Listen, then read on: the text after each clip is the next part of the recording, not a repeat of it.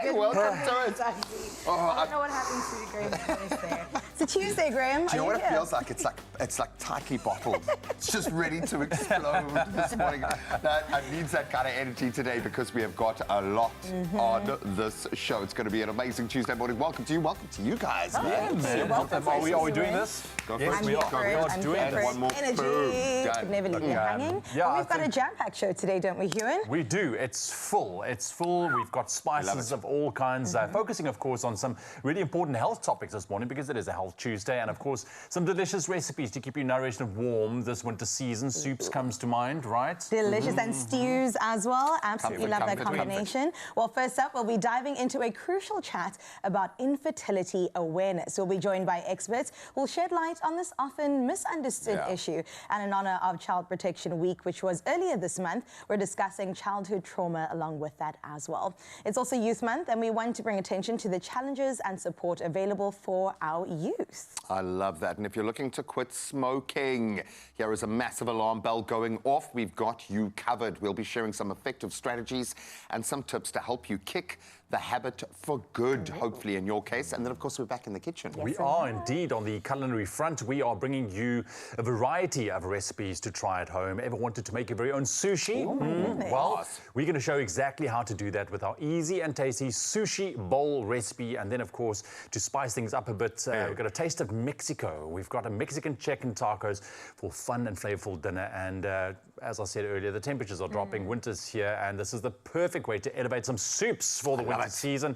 And to top it all off, we're thrilled to have the incredibly talented Christia Visser joining us as our musician today. So you do not want to miss her performances at all. Oh, man, she's an absolute gem. So good to be catching up with her as well. So go grab your coffee, settle in. It is going to be a fantastic, let's call it a Health Tuesday on every front, from the bodies to the minds to the soul. And, of course, we're going to help this young lady get dressed in just a moment. But first, let's start the conversation with you guys at home. Let's see. Graham looks very relaxed and ready for this day. So, hey, here we go. Good morning, we say. Tropical island, vibrant city, or snowy mountains. Tell us where you would love to travel and why. Yes, now this is one to go sit and think a little bit about. Maybe that destination that you've never had the opportunity to go visit, but now let's say you can, because if you win today's lotto, then it's possibly you could go to Antarctica if they're pretty much anyway. Finland is on my top kind of travel list. Ooh, I like that. I would love to go to Finland, I think Santa Claus, watch the Northern Lights, you know. Yeah, the actual reindeer, I love that. Now, I think you put like Thailand and that beach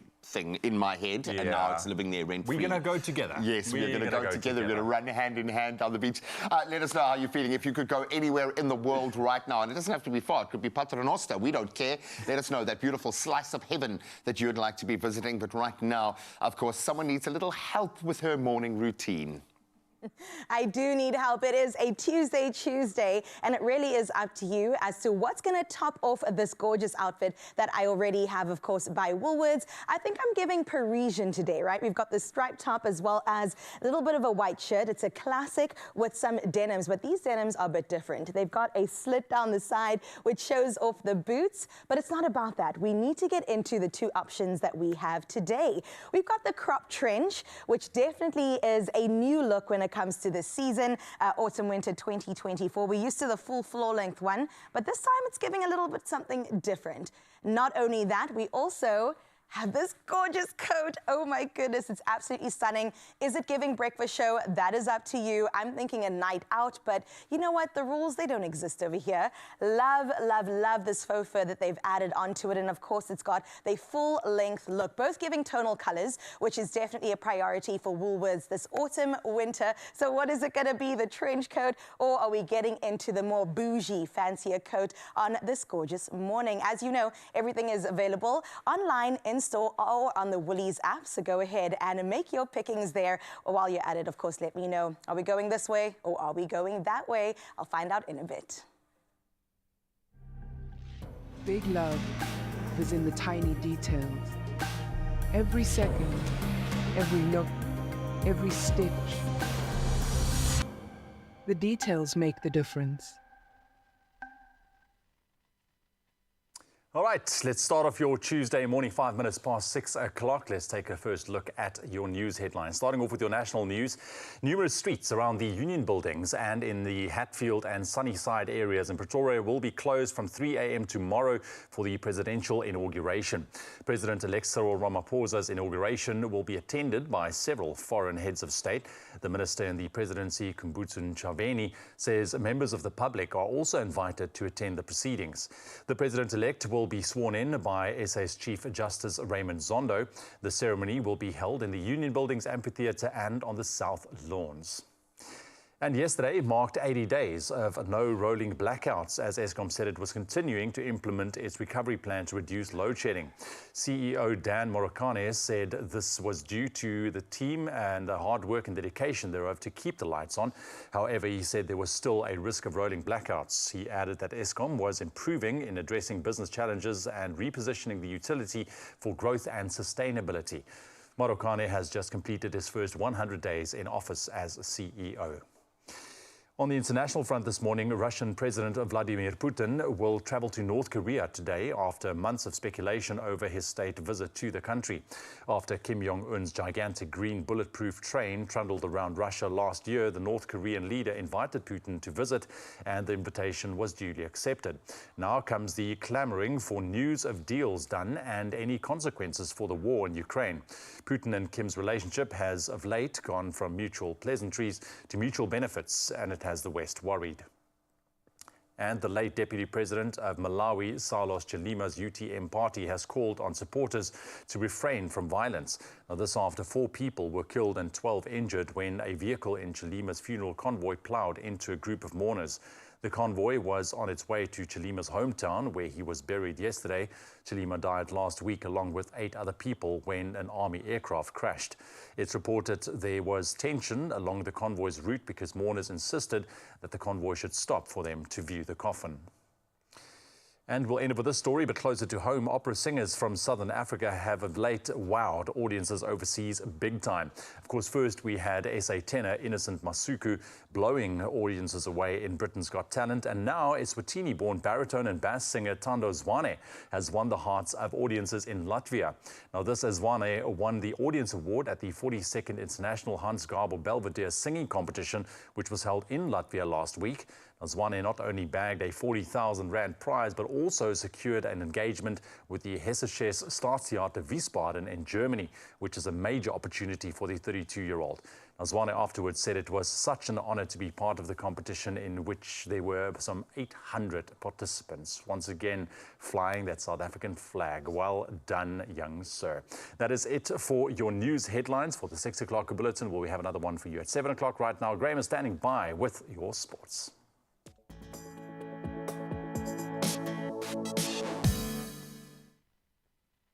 Thank you so much, Ewan. Euros not disappointing. Let's start there with some football in a stunning Euro 2024 upset. Slovakia defeated Belgium 1-0 in Frankfurt, despite being ranked 45 places lower in the FIFA official rankings. So this unexpected result now shaking up Group E, especially after Romania's 3-0 victory over Ukraine earlier in the day. And elsewhere, France began their campaign with a 1-0 win over Austria. And that was courtesy of actually an own goal by Maximilian Huber in the sense, but they certainly held dominance in that one. Now let's turn to cricket, and exciting times for Bangladesh. They have secured a place in the Super 8s of the T20 World Cup with a 21-run victory over Nepal yesterday. So despite struggling with the bat and then posting a total of 106 all out in just under 20 overs, Bangladesh's pace bowler Tanzim Hassan Saqib's remarkable spell of 4 for just 7 runs had Nepal in trouble at 26 for 5. Nepal made a recovery, but ultimately they were bowled out for 85 in 19.2 overs. So Bangladesh finishing second in Group D behind the Proteas and will join Afghanistan, India and Australia in Group 1 of the Super 8s. Now, we turn to tennis as world number 3, Arina Sabalenka, has announced her withdrawal from the Paris Olympics to focus on her health and, of course, the upcoming hardcourt tournament. So the 2-time Grand Slam champion, who won the Australian Open a little bit earlier, was recently eliminated in the French Open quarterfinals by 17-year-old Mira Andreeva. The 26-year-old Belarusian emphasized the importance of prioritizing her health after recent struggles. Now, if you want something to get excited about, look no further. Former UFC middleweight champion Israel Adesanya is set to return to the octagon, facing the current champion, South African Dricus du Plessis, at UFC 305. And that'll be officially on the 17th of August at the RAC Arena in Perth, Australia. So Adesanya, based in Auckland in New Zealand, seeking to reclaim his title after losing it, of course, to Sean Strickland last September. The bout intensified by du Plessis' controversial claims of being the true African champion. I want to see you prove him wrong. And I have no doubt they'll be trying to prove each other wrong, desperately so, come August. But an incredible opportunity for our unbelievable world champion to go and make his mark once again. So we cannot wait for that. But that's where we leave our sport for now. Let's touch on the weather.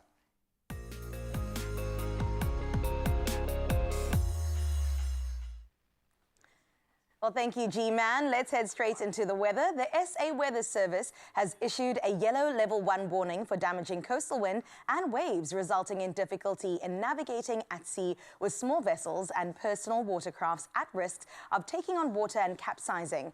Expected between Cape Point and Cape Agulhas. Now, gale force winds, high waves and rain may also pose a threat to some other areas of the Western Cape.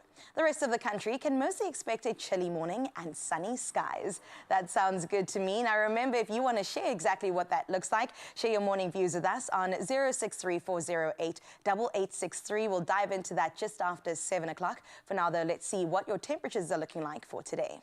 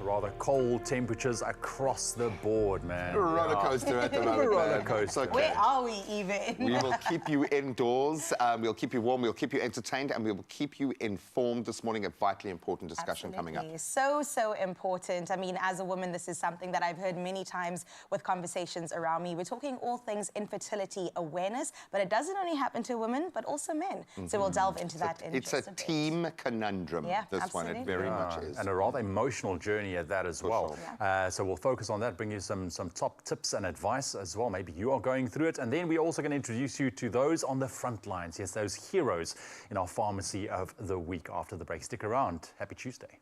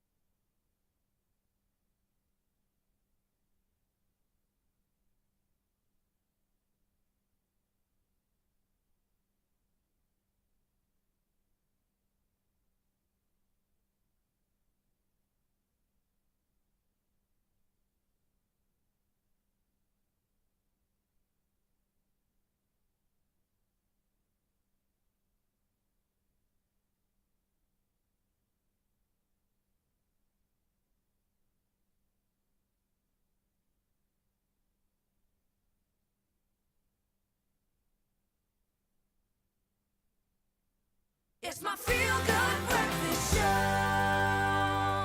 Welcome back. You tune into your Feel Good Breakfast Show right here on S3. It is a rather chilly Tuesday, but we're going to heat things up with very important conversations this morning. Now, of course, June is World Infertility Awareness Month, a time dedicated to raising awareness around infertility challenges faced by a large number of people across the world. And according to the World Health Organization, 1 in 6 people globally are affected by infertility. Now, this morning, we are joined by specialist obstetrician and gynecologist, Dr. Liesl Oosthuizen, to learn about the causes of infertility and early interventions. And then we're also joined by musician Lungi Naidu, who is here to share her journey of infertility before she became a mom. Good morning, Liesl, Lungi. Lovely to have you guys with us. Good morning, ladies. I want to delve right into this. It's a very, I think, quite a sensitive topic and one we have to kind of tread around. But I think there's a misconception about infertility that it just happens with women. So can we talk about if it happens to both men and women, and maybe what are some of the common causes of infertility? Doc, maybe we can start with you. Sure, 100%. Very good question, because it is something that women are generally burdened with and are told, this is something the woman must go and have assessed first. Definitely affects men. We like to say roughly about a third of the time it'll be just a male factor, a third of the time it'll be a female factor, and the other third will be a combination of the other two. So men definitely are affected. Obviously, we're talking issues to do with sperm counts, whether there's enough sperm, whether the sperm is motile, and we're also looking at things that are a bit more in depth, such as the DNA damage that happens to the sperm. So both of those things can actually affect the male fertility side. From the female side, some of the most common things, well, the number one most common cause that we're really seeing is female age. So we know that the older you are as a woman, unfortunately, the fewer eggs and the poorer the egg quality, and therefore the more difficult it will be to fall pregnant.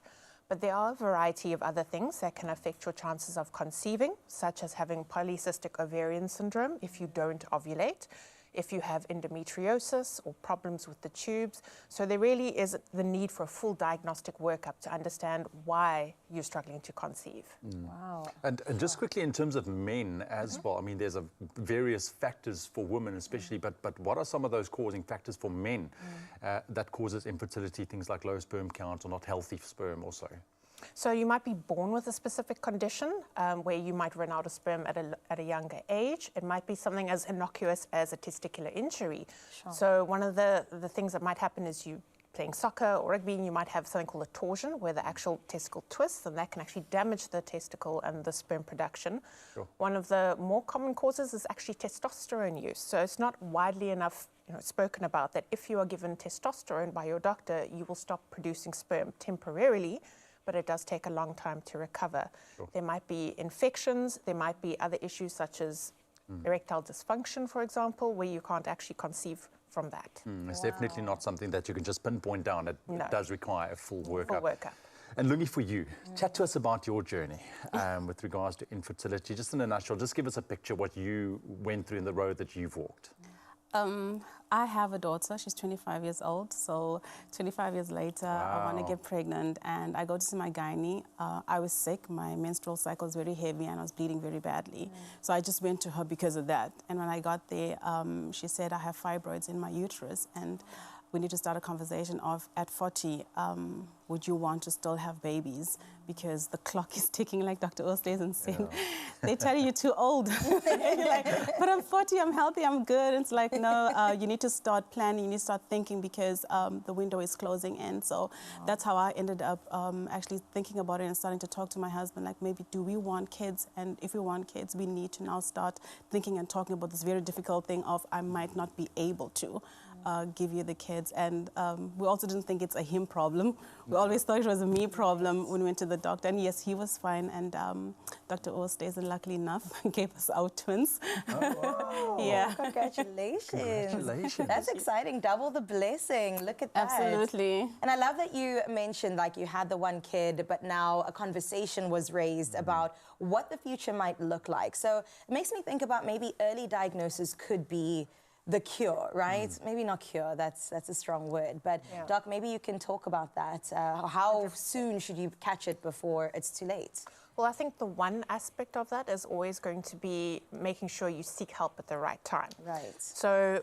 a woman under the age of 35, if you've been trying to conceive for a year, and that's regular intercourse, which is at least 2 or 3 times a week, and you're still not conceiving, then you should seek help. And ideally seek help from a fertility specialist, because we are more in tune with what we need to be looking for. Yeah. After the age of 35, we recommend waiting 6 months, unless you know that there's an underlying problem, such as having polycystic ovaries or endometriosis. Then you really should actually present to your doctor as soon as you do want to conceive, to figure out where you are. From a fertility preservation point of view, it's also a very important topic to be chatting about. And it's when should women or couples decide that they actually want to start looking at options to preserve your fertility for the future. For example, if you are 35 or 36 and you know that your career, or your husband or your wife's career is going to take you in a different direction, that you can't have children, start having that conversation now about freezing eggs, freezing sperm, or freezing embryos. So you've got the options for the future. Louis, I got to ask, because earlier on, you know, when we started the show, I mentioned that it's a very emotional journey for any couple to walk, you know, and especially if you really do want kids, but then you find out that it might be challenging. Yes. What did that look like for you from an emotional point of view? What did you find help with walking this road and just kind of just eased you a little bit? Because like I said, you know, going through something like this, really wanting kids, really wanting a family, but not being able to, I mean, just that thought alone is a very difficult one to circumvent. It's an emotional roller coaster. It's really, really, really, really hard. And my husband was there for me throughout the whole journey. He was patient with it, but we had 3 miscarriages when we started our IVF journey. And with every pregnancy, there's a high. There's a hope. There's like, oh my God, I'm pregnant. Okay, cool. And then, okay, it's not happening anymore. So it was such a battle for me, because you're at work and you're excited, then you're sad, and then you are depressed, and then it's just a, do we keep trying? Do we stop? Do we keep trying? How long is this going to take? Are my eggs not okay? It's just a back and forth. And I used to email Dr. Oosthuizen all the time, and I'm really low. I can't do this anymore. I don't want to do this anymore. And she held my hand through the whole thing. And there are options. There are different ways. And my fibroids, I think, was the biggest problem in my pregnancy, because it was just interrupting everything. But it's very emotional. It's very, very, if anybody who's going to do this is going to start this journey, please get all the information that you need to have, get the knowledge, speak to your doctor about the emotional part of it.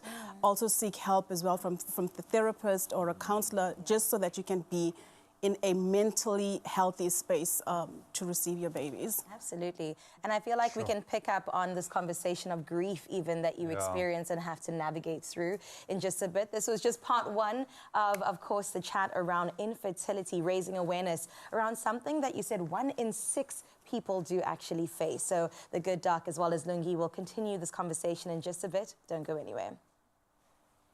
Incredible. I absolutely love that conversation. Yes, it's going to re-engage in just a moment, but staying within the health frame, I think the ladies quite rightly pointed out, sometimes you just need, despite the complexity of these moments, when you are sick, someone to hold your hand. And when it comes to the day-to-day things that hit us, our pharmacy is that go-to. And our pharmacy of the week this week, where of course we salute the remarkable individuals that are leading the charge in healthcare. Today we're paying tribute to the incredible pharmacists at Shane Villa Pharmacy in Gqeberha, proudly brought to you by Adcock Ingram OTC, officially the sponsors of Brave. Take a look. Our pharmacies are on the front line of healthcare. This is Pharmacy of the Week. We started off at a very humble beginning 36 years ago, about just a dispensary, and now we've developed or grown into a big modern day pharmacy. We've got 8 qualified pharmacists available, which gives you roughly about 270 years worth of knowledge.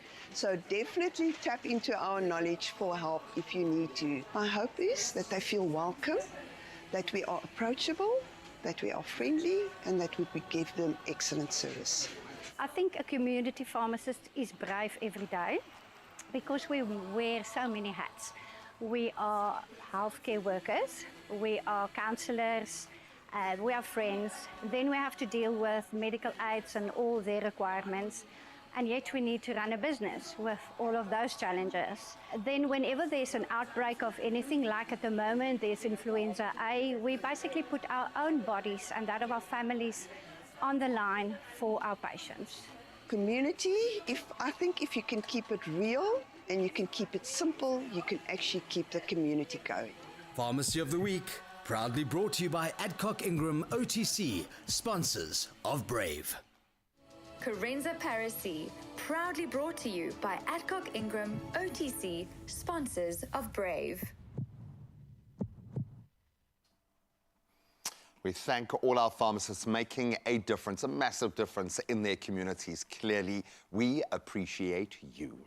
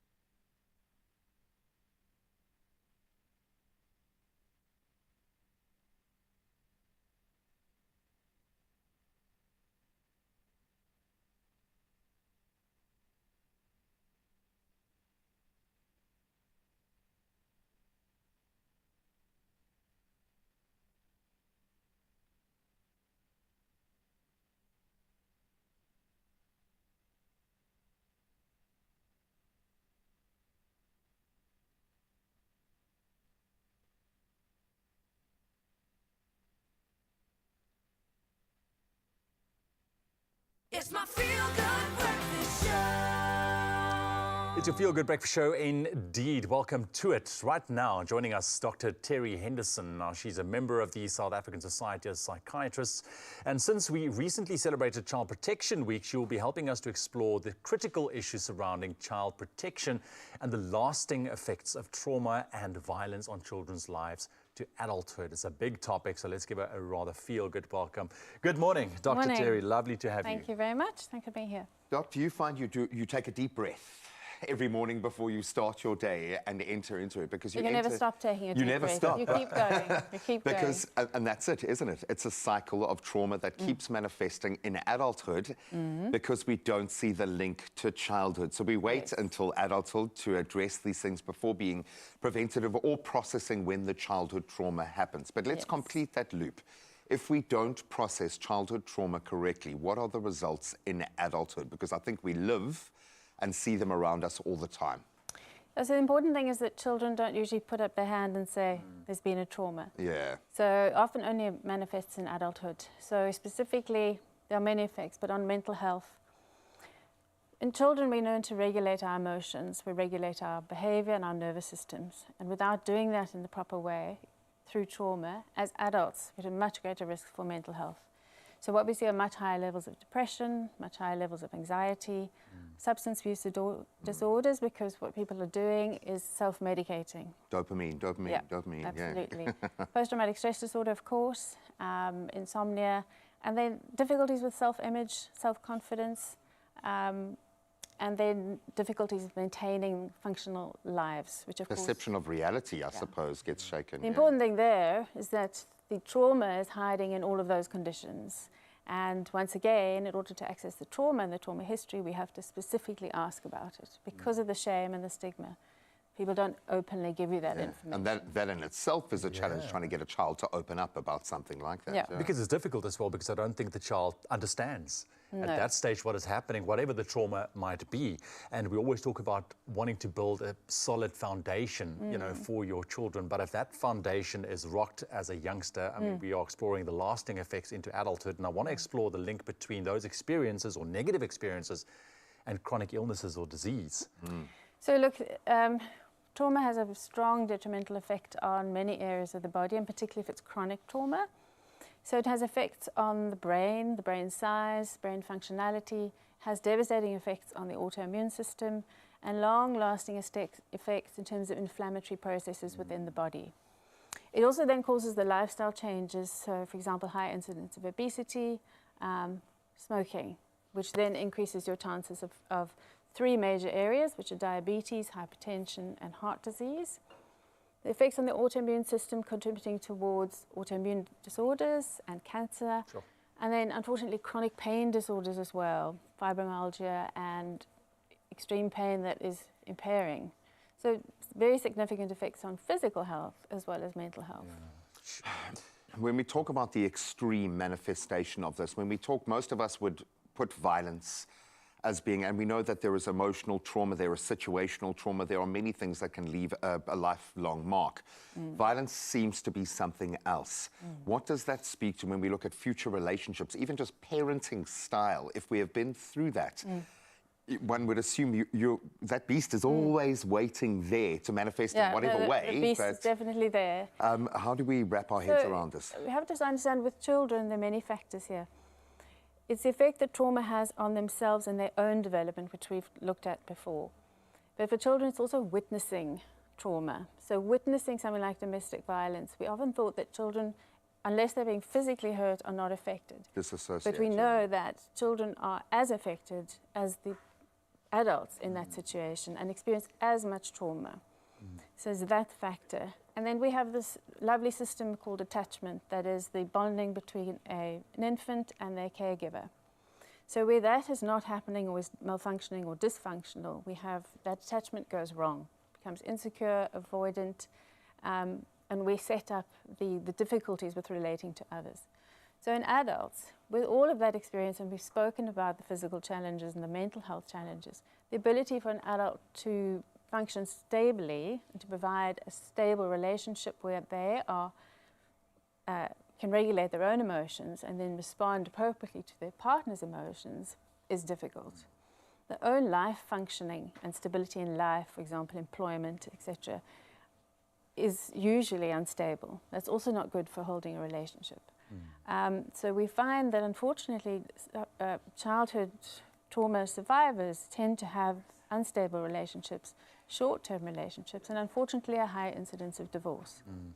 Yeah, so it just becomes apparent when you look at this picture as a whole, the importance of getting the help needed for children and even for adults that has been through traumatic experiences as children, and making sure that those resources are available, and there are resources available. Yeah, no, there are resources available.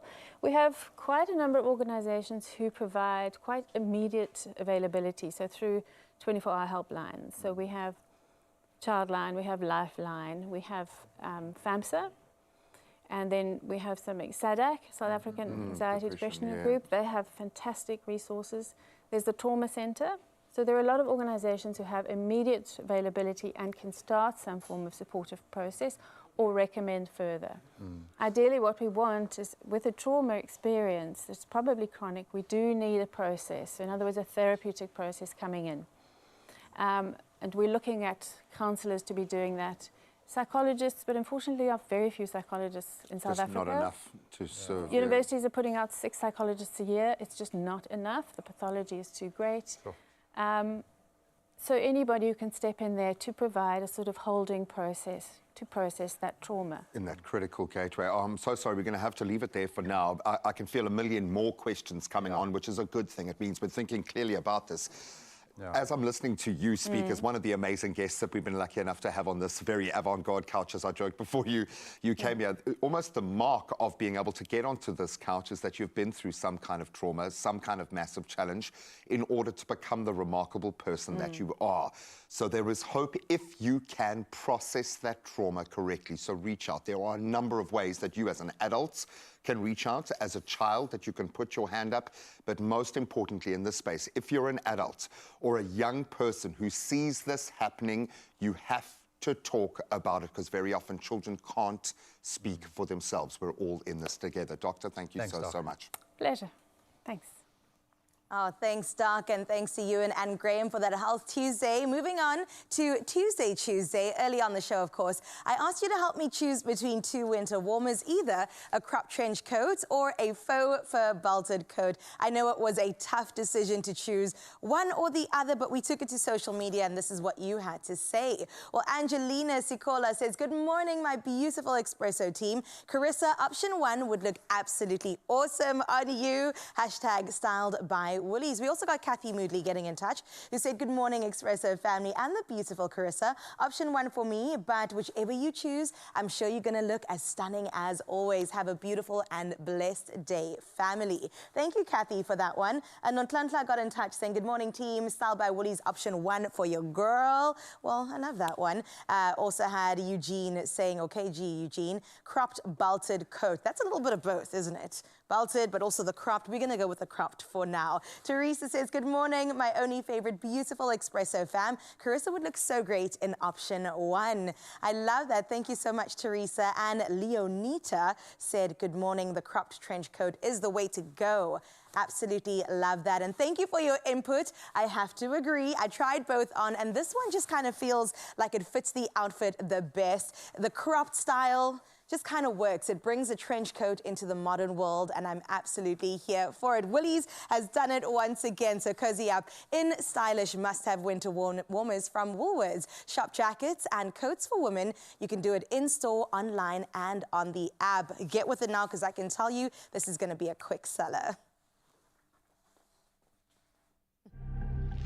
Big love is in the tiny details.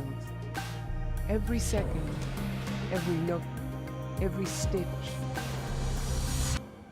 The details make the difference. And now that I feel more confident than ever, let me let you know what else you can expect on your Feel Good breakfast show. We're going into water. The Mad Swimmer swimming team is going to be joining us in just a bit to talk all things aquatics. Not only that, but we're going to give away another 2,000 Rand to a special father out there. And I cannot wait to hear, not even see, the bright smiles that we're going to put on your faces. So don't go anywhere.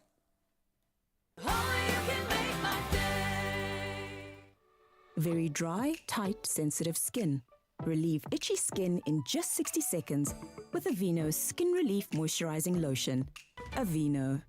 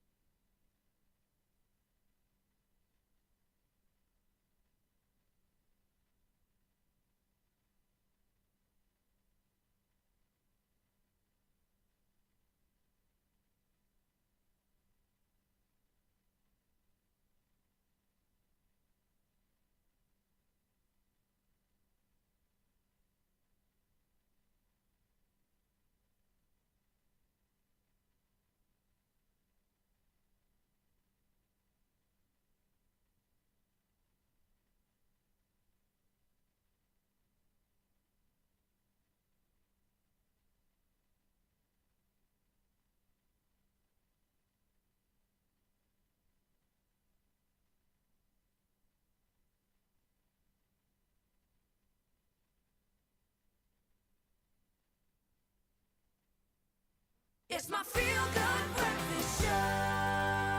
Welcome back as we bring you an inspirational feat, something that's going to blow your mind just a little bit. And of course, we love it when we see human endeavors pushed to the absolute limit and then beyond. And you will hear what it took to get beyond the limit in this case. This morning, we sit down with the Mad Swimmer team to discuss their incredible achievements of completing the highest altitude swim ever recorded, baby. After a grueling 15-day ascent on Mount Puta Hiunchuli, I think I've butchered that, but we'll get it from the experts. They swam at 6,405 meters, surpassing the previous record and highlighting the impacts of climate change in the Himalayas. And here to chat to us about the Mad Swimmers, the maddest of them all, the founder, Jean Craven, team Dr. Kiara Bars, and swimmer producer Neo Mokweni. Neo, welcome to it. Welcome to all of you. Can we give them a round of applause, guys? Come on. Do you get a lot of these looks of like, wow, you actually made it back? Congratulations. We made it, yeah. But you did it. And this is a world record. Congratulations. Well, we had to go and get it back. You know, it was, we had it 9 years ago. The Aussies took it in 2020 from us, and, you know, it's 4 years in the making, and, you know, brought it back. A great story for the country. Sure. Well, look, I know that you guys were chasing, you know, to bring home the record, but that wasn't the only inspiration, right, that set this whole thing up. What was it initially that you guys wanted to say? Friends obviously asked why did we do it, and the short story is, you know, if you need a fat camp, you need to see a psychologist, go and climb a mountain in the Himalayas. But no, it was, you know, I think the aim obviously to get the record, but you know, we've got a big charity behind this drive. You know, we raise funds for charities. We've got two big ones this year, the Ecology Unit in Bloemfontein and the Red Cross here in Cape Town. And then, you know, taking a team with us, first-time climbers, but now very, very experienced after the trip. And, you know, just pushing those boundaries and growing. You know, it's a great growth opportunity and a great story to come and tell. Yeah, it looks like, Neo, you're sitting there, it's like, I can't believe I just did that. It's really hard to explain to people, like, what we went through and what it actually took. Yeah, so because we're sitting in the comfort of our own homes following your journey on social media. Yeah, and on WhatsApp. Bless you, child. Bless you. I got a lot of updates, and I loved it because it felt like I was there with you guys. Multitasking, when you take on a mountain, everyone's got to be able to do everything pretty much, but not everyone can be a doctor, okay?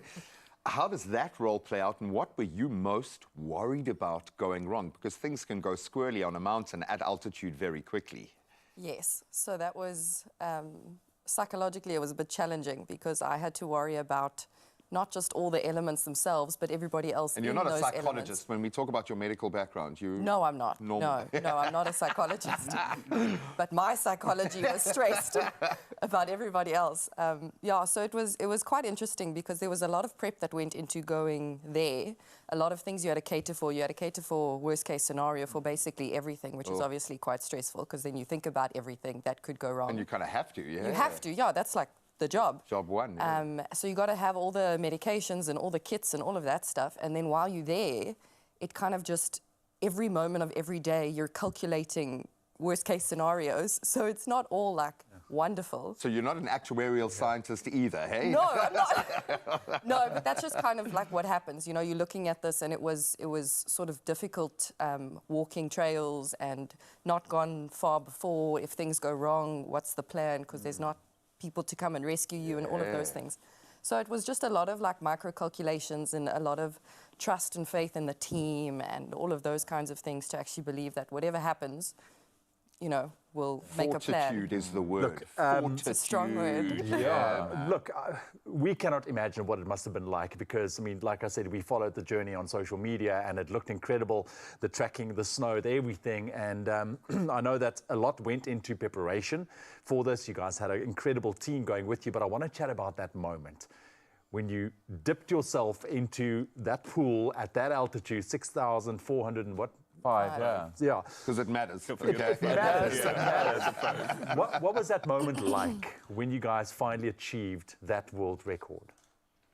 Well, I mean, Neo, you can also attest, but I think, you know, people ask, so what was the water temperature? I mean, it was 3.7. Yeah. So, balmy. Yeah, chilly. And, you know, was that quite stressful? I mean, we swam for 3 minutes each.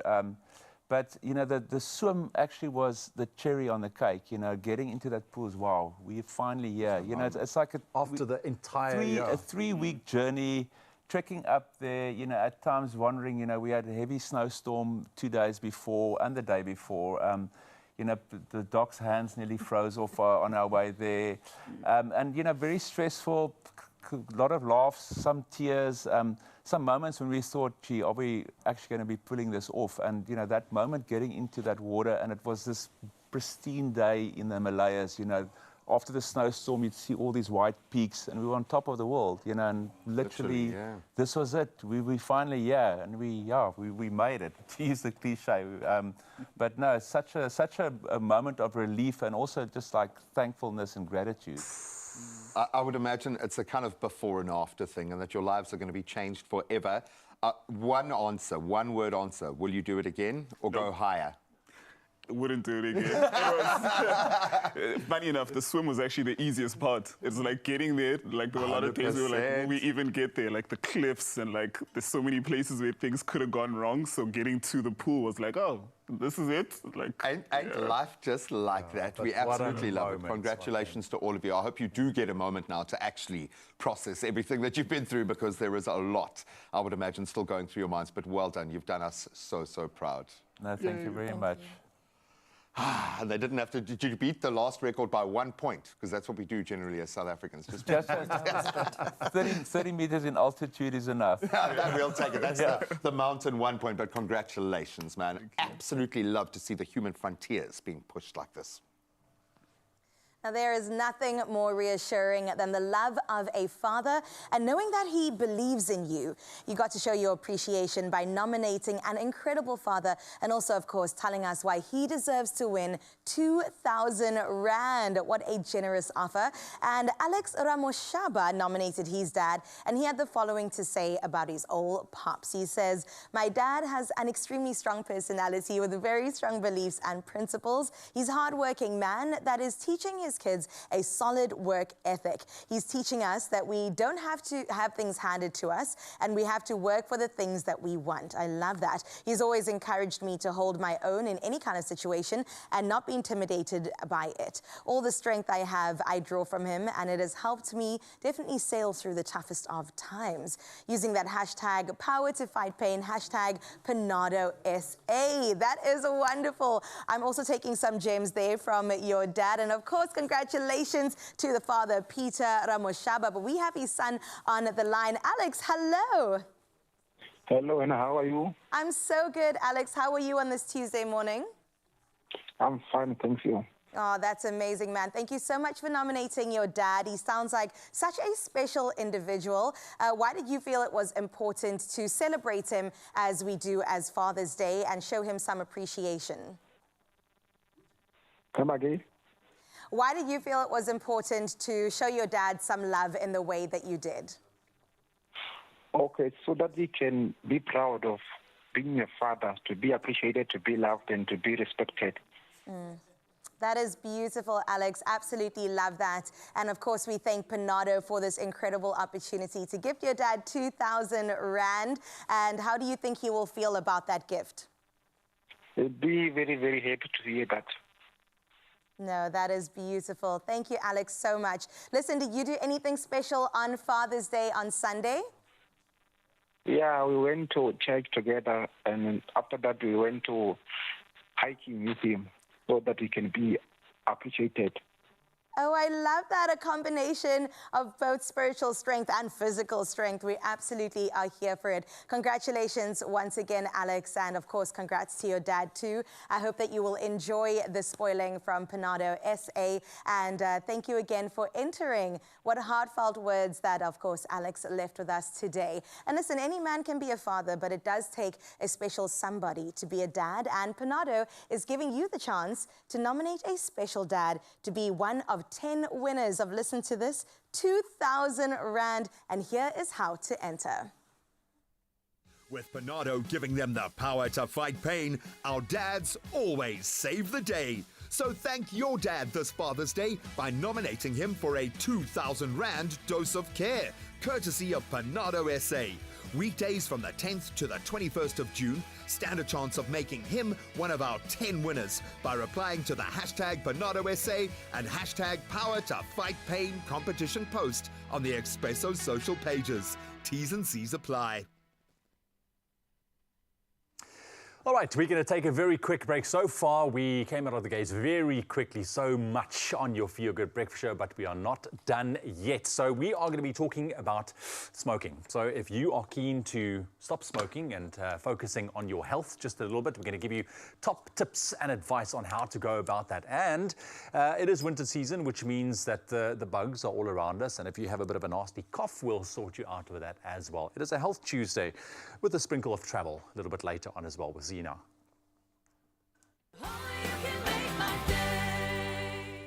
Drained? Dehydrated? You have lost more than just fluid. Recover faster. Add Rehydrate, SA's #1 oral electrolyte mixture.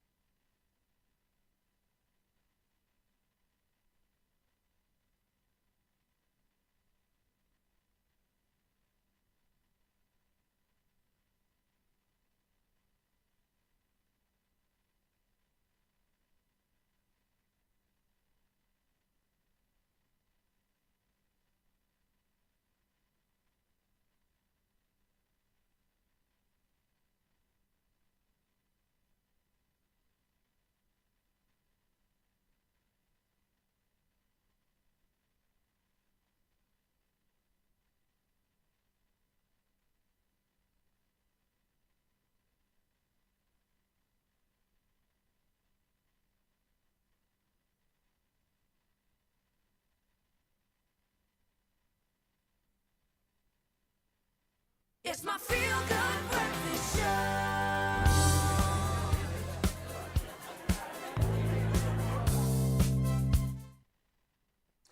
All right, welcome back. This is your Feel Good Breakfast Show right here on S3. You tune into Expresso, and I'm sure we all heard the phrase before, life is a marathon, it's not a sprint, right? Now, the same can be said when you are trying to quit smoking. It's not an event, but it is a journey. And today, we dive into how to quit smoking with Nicorette, the ultimate partner who believes you can do it. And head of self-care Sub-Sahara Africa, Sanelisiwe Mpele, is here to give us insight into how to start that journey. Sane, lovely to have you on the couch. Thanks for having me. All right, so this is a topic that many smokers out there probably broached and asked questions about and wanted to know how, but here we go. Let's give some valuable information this morning in terms of providing help and support. What differentiates your team at Nicorette from maybe other cessations out there wanting to help people? But because I mean, Nicorette is one of those things that comes to mind when you first think about stopping. Absolutely, absolutely. And I mean, it's very important to know that, I mean, Nicorette isn't or any nicotine replacement therapy isn't a silver bullet that's going to sort of help you quit overnight.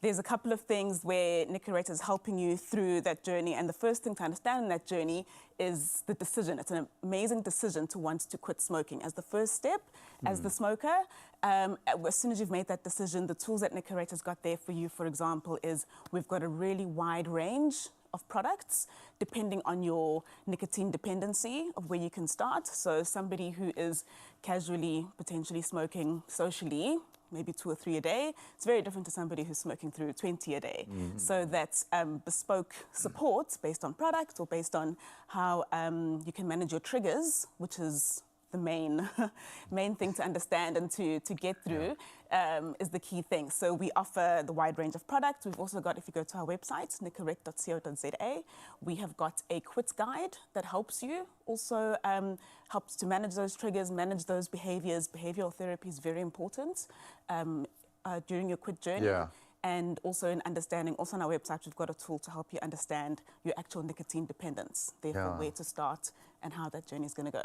Yeah, see, that's the thing, because I don't think a lot of people, I mean, yes, you can make that decision, right? Yes. But there's various other factors that come into play as well. And this is where there's resources available, like you said, on your website to understand where you are in this journey and what you need to do and what product you need to look out for. Is a way that, you know, people can get in touch and talk to someone. What other resources are available? So the most successful, or one of the most successful ways to ensure you're quitting smoking, along with sort of a nicotine replacement therapy, alongside understanding your own triggers and your own challenges that would come along the way, is to speak to your healthcare professional. They understand your journey. They understand how best the medicine, at the end of the day, this is a medicine, works alongside what works best for you. And sometimes it depends on, you know, what's the reason for quitting smoking? Are you trying to get pregnant? Are you trying to train for a marathon? You know, those things can work very differently, and sort of depending on your health state at the time and what you're working towards, that support from a healthcare professional is quite important over and above that. And so we work quite closely with healthcare professionals all over South Africa, so doctors, pharmacists, in order to be able to help and provide to that guide. support. Yes. Because, I mean, it's one thing to take that first step and say, I want to stop smoking, but it's the follow-through. That is the most important thing. So what are some of the major challenges? If somebody's listening out there this morning wanting to stop smoking, you know, it's been on the back of the mind the whole time. They want to, the time has never been right, because I believe, you know, if you're smoking, you're addicted. It's the nicotine addiction. There's always a reason to continue smoking, because it's just the way it goes with addiction, isn't there? Absolutely. But I mean, what are some of the challenges? If you make the decision, you put your foot down, I'm not doing it anymore, I think we need to recognize the challenges and what are we in for in that journey. Absolutely. So one of the major challenges is going to be your triggers. So are you waking up in the morning, you make your coffee first thing in the morning, and then, you know... So routine. Exactly, your habits. Yeah. I've got to have my coffee and I've got to have my cigarettes in the other hand. Identifying that as a trigger, already now you, along with your friend or your partner that you live with, or with your healthcare professional, can now plan your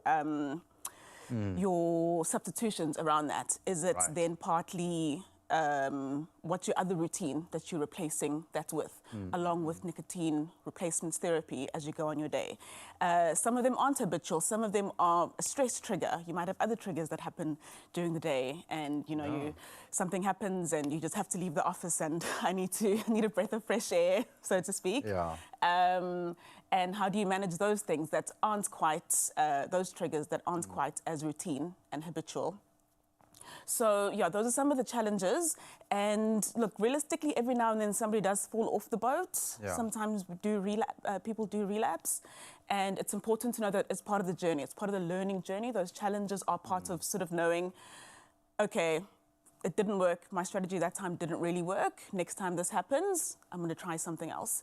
And that's also part of the beauty of the Nicorette range. It's not a one-size-fits-all. It's quite a few products within it. And if the gum isn't working for you for whatever reason, there's something else you know, to try that could work. I wanted to ask you this. What is your message, I think, to those who would like to stop smoking but considering using Nicorette? Key message. Well, the first thing is, as you say, you know, the decision has been made to quit smoking. So therefore, inherently, you've already built that we'll call it willpower as a first starting point. And willpower is very, very important as a starting point. On top of that, and identifying and understanding your triggers is the most important thing, so you can change that behavior. So willpower plus your behavioral changes is very important. And then to help manage those withdrawals and those cravings, that's where Nicorette comes in, your nicotine replacement therapy. And make sure to use the right product. Correct. Because, like you said, everyone is different. Correct. Sure, Sane, this is look, it's a big topic, and I know that there's viewers out there who started that journey but maybe relapsed or so. But I think the key here is to make that decision, know why you're making the decision, know that there's help and products available out there, and stick to it. Absolutely. Yeah. It's an incredible journey, and anybody who's been through it and gotten through to the end knows that there's an incredible prize and health waiting on the other side for you. So, we look forward to anybody else that needs that. Love it. Look how excited you are. I love it. You love your job. I do. Love your job. So there you have it. Of course, you at home right now have the power to do absolutely anything. And when it comes to quitting smoking, Nicorette is there to offer the helping hand to assist you in achieving your goals.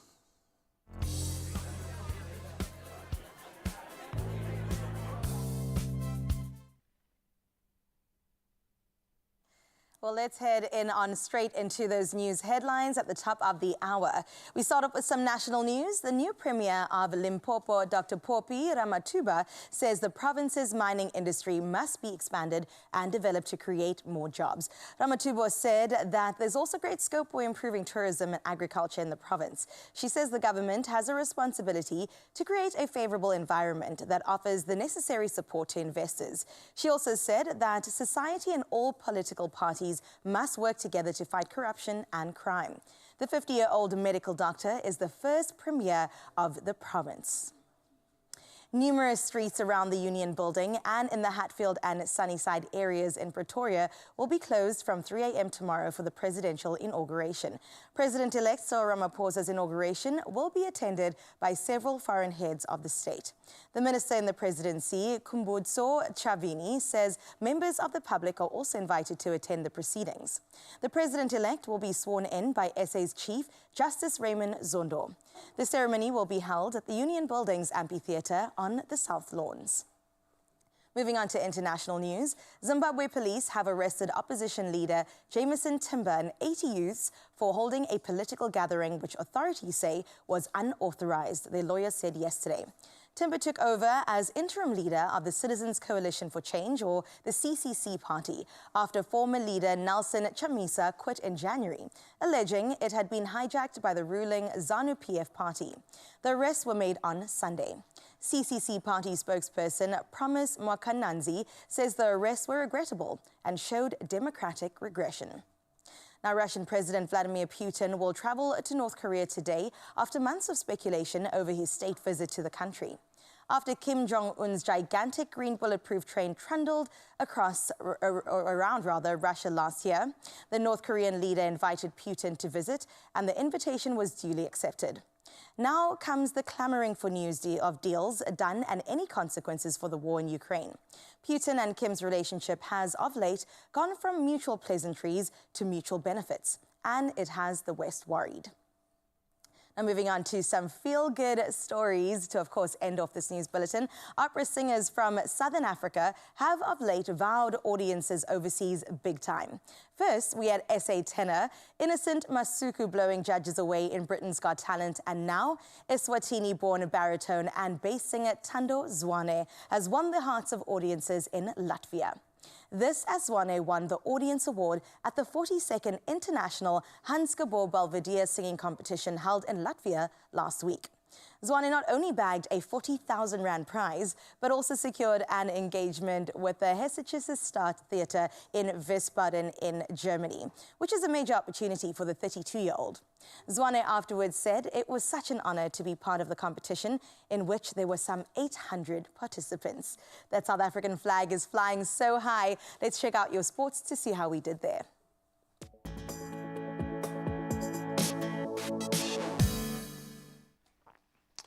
Thank you so much, Carissa. Let's start with football. And in firm focus, Euros is not disappointing in a stunning Euro 2024 upset. Slovakia defeated Belgium 1-0 in their match that played out in Frankfurt last night, despite being ranked 45 places lower in the FIFA rankings.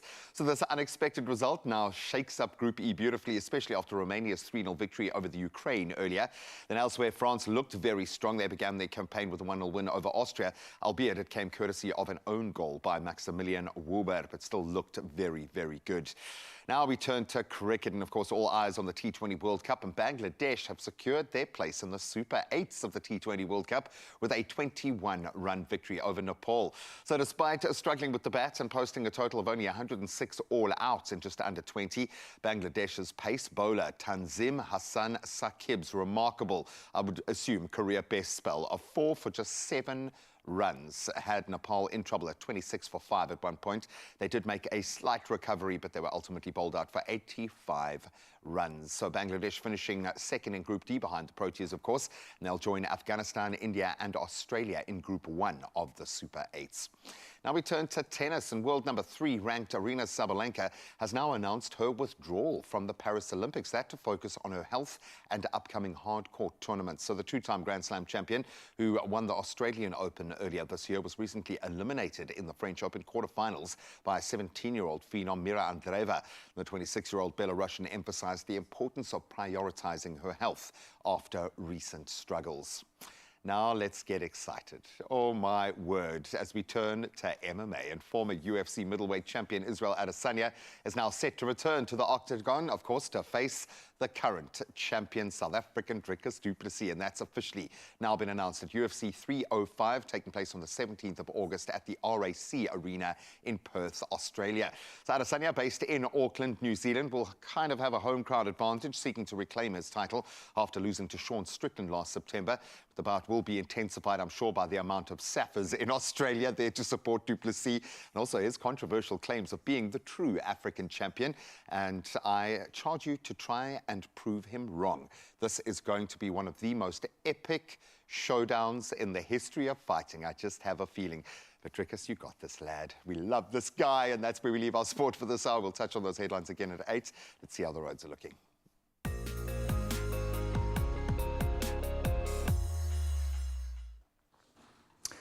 Thanks so much, Graham. Let's quickly take a look what's happening out on the road. Starting off in Centurion, Gauteng, there's currently congestion, and that's on the N1 southbound between the Brakfontein interchange and the Olifantsfontein Road. Traffic is slow moving, so please, if you are in the area, allow for some added travel time this morning.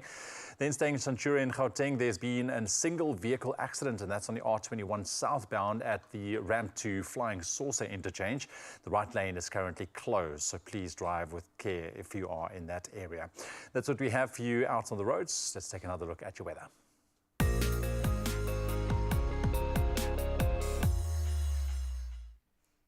First and foremost, some weather news. Yes, our weather service has issued a yellow level 1 warning for damaging coastal wind and waves, resulting in difficulty in navigating at sea, with small vessels and personal watercrafts at risk of taking on water and capsizing expected between Cape Point and Cape Agulhas. Now, gale force winds, high waves and rain may also pose a threat to some other areas of the Western Cape. The rest of the country can expect mostly chilly morning and sunny skies going into your Tuesday. So with that news, let's quickly take a look at our sunrise view of the hour sent in by Arusha from Durban. And I mean, just look at this shot. Beautiful. I mean, the sunrises in Durban, they are always simply magic. Arusha, thank you very much. Have yourself a blessed day. And for the rest of you, please share those morning views with us on our WhatsApp line 063 408 8863. Here's your temperatures.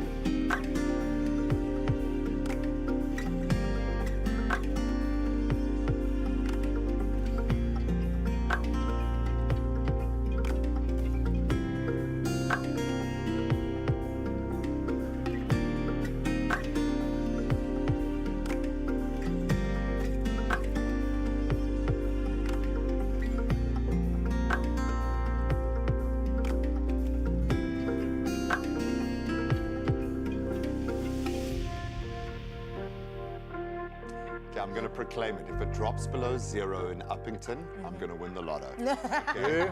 I believe I'm this, just though. putting it out there. The people of Uppington are going to come for you, my No, friend, because I'm they're going to host my first commenting party every in day. Uppington. In fact, I might use the winnings to start my campaign to become the mayor of Uppington. I might just do it. It's going to happen at some point. I love you so much.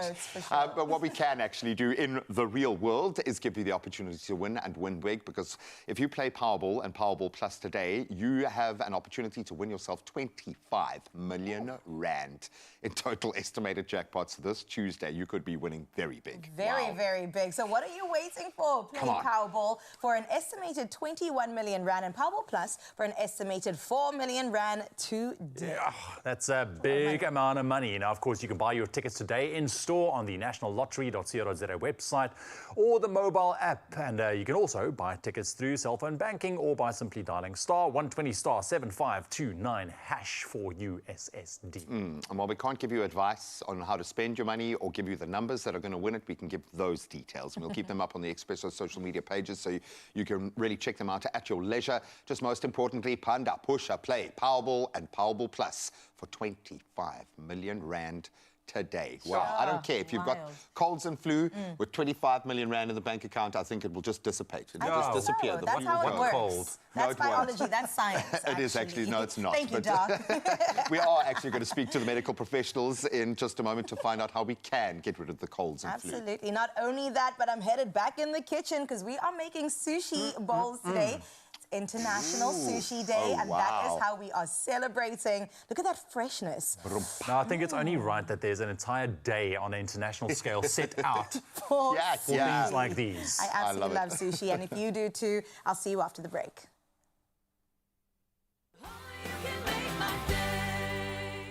There are stories of strivers, and we're inspired by them all.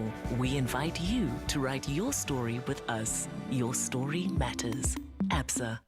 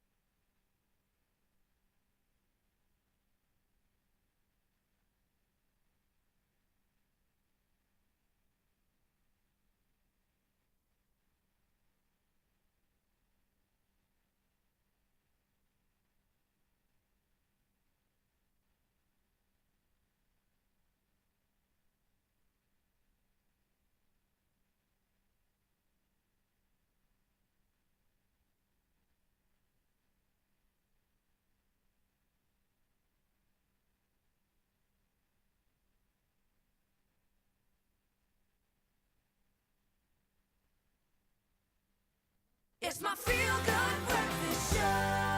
Welcome as, I suppose, we re-engage a vitally important conversation right now. When we are affected by a bout of cold and flu, we often get to manage and treat those symptoms and then get better when the body can do what it's supposed to do. But sometimes, after we've gone through the hard yards, we are left with that nagging cough, which can last a very long time after the other symptoms have cleared up, and it becomes debilitating after a while. So let's chat a little bit more about coughs with Adcock Ingram OTC's Chris Brassel and their over-the-counter cough products, because there are some amazing weapons to use in our arsenal when it comes to the cough.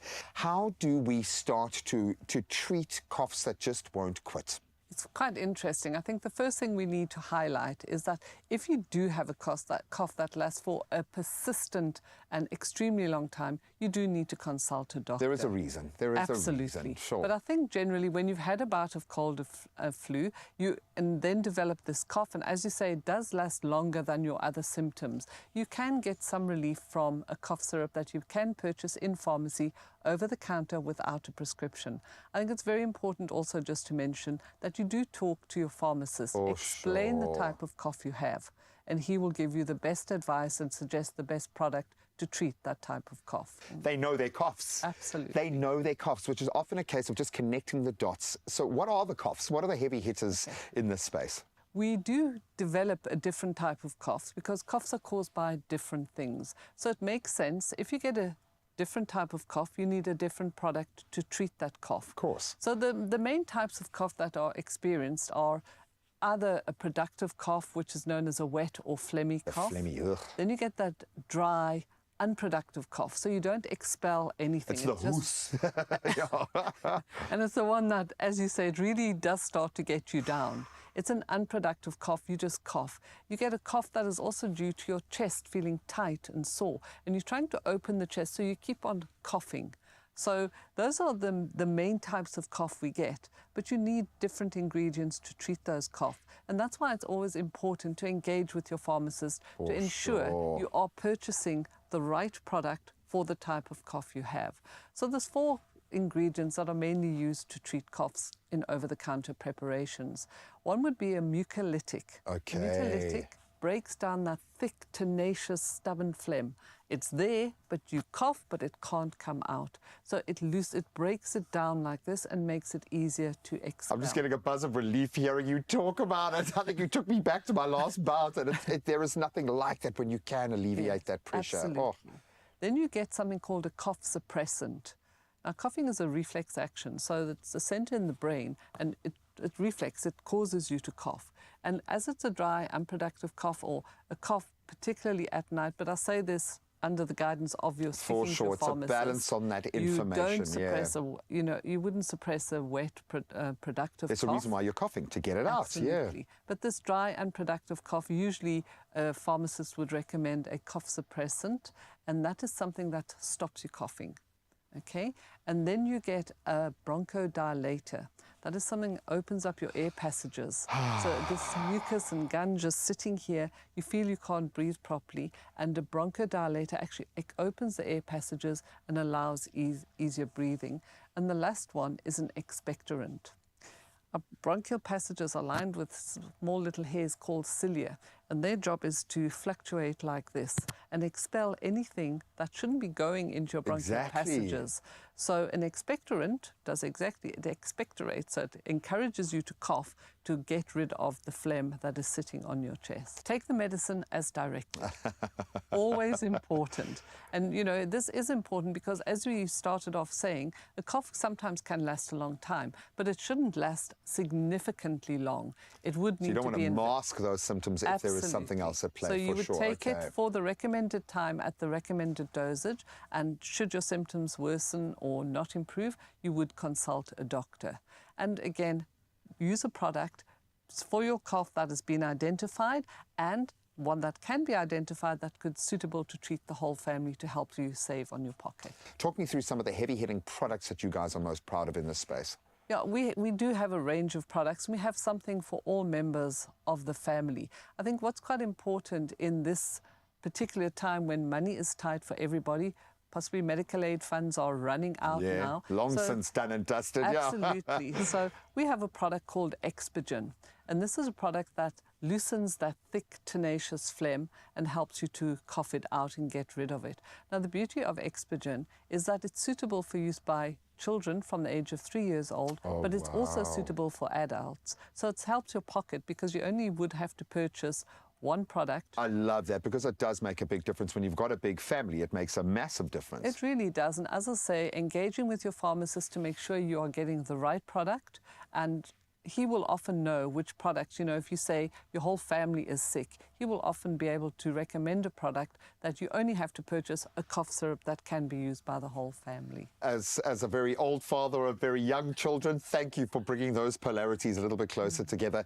This is intense for a lot of people because work doesn't stop, school doesn't stop, life doesn't stop during winter, even if you feel like stopping dead in your tracks because you just feel terrible. But when that condition continues, and often the body just needs to know that it's time to be done with it, I think that's when the OTC steps in the most beautiful way and through our pharmacists. And I love that that's our first port of call. Thank you so much, Chris. I know I keep using the battle analogy, but it does get real out there. So let's give you even more weapons to use in the fight.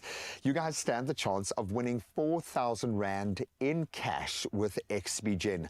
Wouldn't that help ease the economic load right now? When a loved one is battling a wet, phlegmy cough, you can trust XBGen to help and help fast. So tell us about a time when a cough stopped you in your tracks, and make it a good story and use that all-important hashtag #AdcocOTCWinter to qualify. Competition closes Monday the 24th of June. It's a lot of cash. We're going to get a lot of entrants for this one. So go and check out the T's and C's at expressoshow.com and make your entrance brilliant, and all the best of luck.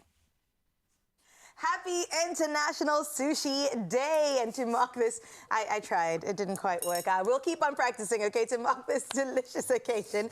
We are making a quick and easy sushi bowl recipe that captures the essence of sushi, but listen, in a simple way. We're not going to be rolling today. We'll leave that to the professionals. But whether you are a sushi enthusiast or a curious beginner, this recipe today promises to deliver all the flavors and textures that you love about sushi without the fuss of the rolling. So get ready to celebrate with this flavorful dish that's perfect for any sushi lover.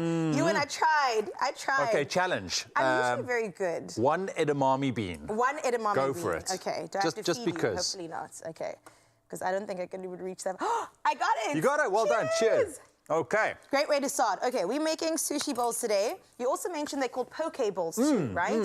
So either one... Well, I think so. I think so too. Okay. Either one is just as delicious. So we've got a couple of ingredients here as I eat this edamame bean, but we've got some sushi rice, some carrots. We also have some cucumber all nicely sliced up, avocado, edamame beans, and of course we've got our sushi grade raw sushi. That's not it. Sushi, that's so salmon. let's put it together. And of course, when it comes to something like this, you can do it whichever way you like. Okay, I just know from reference. I've had sushi bowls before. Speaking of, how often do you eat sushi? I eat sushi, well, at least once a month. Once a month? Yeah, but like I mentioned to you, if it's up to my wife, every single day. Now, I am like your wife. Call me your wife, because if given any opportunity, if there's sushi, there is Carissa. I love it in all shapes and forms. I love Asian food in general, but the Japanese did a thing with this one. I don't know. Absolutely. How much rice are you adding? Oh, I'm adding everything. On the bottom. And what I like to do is, I section it, you know? Yes, like a little section, because then you can choose which section you want to attack Interesting. first. So you're not a mixer. You wouldn't like stir everything together. Well, it depends. Towards the end, yes. Okay. But I love the fact that it's kind of, you see the different parts of the sushi bowl coming together. Oh, that is looking so pretty, Ewan. Oh, I try. Thank you. I also love the nutritional value, because cooking sometimes, especially overcooking, removes the nutritional value of vegetables and fruits. So right now we're going full on raw carrots, but also cut up small enough to digest it really nicely, That's right? it. That's it. Some cucumbers too for some color. Let me go opposite. Let me go like this.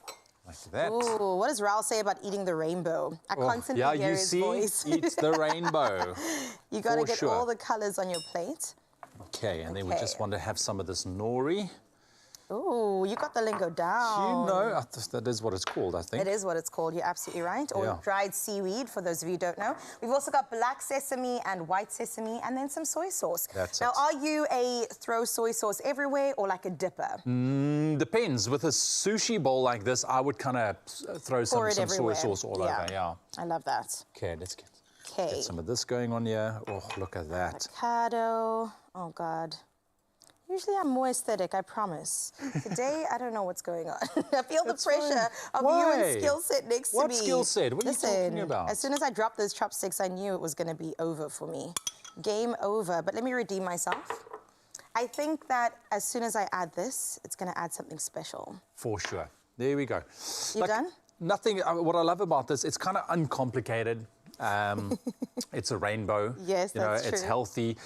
You can, of course, we have the sushi rice, but you can use any short grain rice that you would like as Absolutely. well. Fish of your choice as You know well. what? I've heard people use chicken as well. I think that's where we kind of draw the line where we're no longer talking about sushi, are we? No, don't mention that right now. Did I just upset a couple of people? Yeah, but I mean, there we go. There's my sushi bowl. Oh, how does mine compare to yours? No, it's fantastic. It's great. I'm going to pour some soy sauce You see, on and the it. thing with you want to serve it like this or make it like this, and just before you eat, you want to garnish it a little bit with your soy I want sauce. either you or Graham to taste this goodness. Graham is standing on the side waiting with bated breath. Like, guys, can I come in? Graham? Can I come in now? You want to get in here, my buddy? If you want to get your hands on the recipe, very easy. You just go to our website, expressoshow.com. Simple, easy, delicious. Wow, you guys. Restaurant quality, my friend. It really does look like restaurant quality. Doesn't it? Yeah. Two very different restaurants, but restaurant quality nonetheless. It's about the taste. Can it's I about the taste, have a little taste? want a of something? chopstick? I How love good are you at chopsticks. this? I love eating with chopsticks. Okay. Whether I'm really good at it, I don't know. There's no soy sauce on there, I'm just saying. Okay. There is. I leave it for the I'm going to pour a little bit of this. I prepared that one for him. Oh, I'm going to have a little It's not taste as of if both I so can far. manipulate the taste of the fish in any way. I'm just saying. Oh, man. But we eat with our eyes first. We do. We do. They've done a phenomenal job. They've passed the sushi test, and yesterday is officially World Sushi Day. So celebrate it in some way, and now you can do it yourself with a beautiful sushi bowl. I love that. All we need is a soundtrack for the day, and the gorgeous Christia Fisse is stepping into studio in just a moment. She's going to be performing. We'll have a catch-up with her. Then we're going to focus on some self-growth and development. Yes, because we need to be on that train. Yes, and Really you good. on Okay, this I'm going to train have a little taste mine. of yours. I am. It looks really good. I'm so surprised. Bake more memories with Royal Baking Powder, and you could win your own KitchenAid stand mixer. Be a part of the Tastemaster competition action by watching the show and baking a creative interpretation of the week's theme using Royal Baking Powder. Then upload it to socials by replying to the competition post, including hashtag the Tastemaster SA and hashtag Bake More Memories. Don't miss the Tastemaster SA every Tuesday evening at 7, repeat Wednesday at 1, and Sundays at 4 p.m. on SABC2.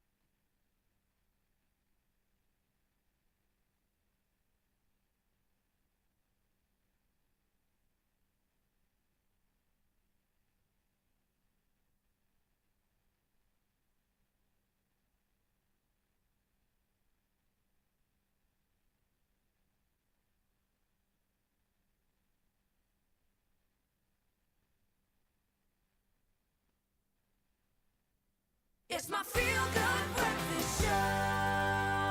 Welcome back to your Feel Good Breakfast Show. And joining us right now is Christia Visser. Now, she is an amazing Afrikaans singer, but not only that, she's also a songwriter and an actress. She is a triple threat, and she entered the music industry with 17 Shots Wave, and a storm has not yet subsided, having recently released a fire song titled Excel as Yesel. Please, let's check this out.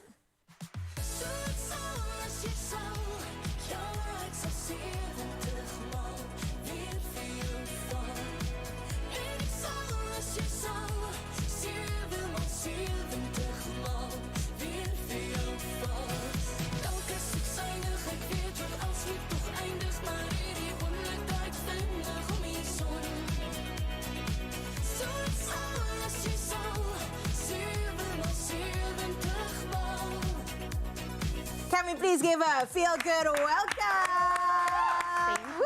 Christia, thank you for joining us this morning. Thank you for having me. Oh, it's so good to have women here, to have some female feminine energy here. I'm feeling the vibes, man. Let's get into your single that you've just released, Absolutely Fire. First of all, I love the name, Excel as Yesel, and the visuals that went along with that. Talk to me a bit more about this. So Excel as Yesel is for me like a real, because most of my music up until now have been about like dark life issues, you know, abuse and all that stuff.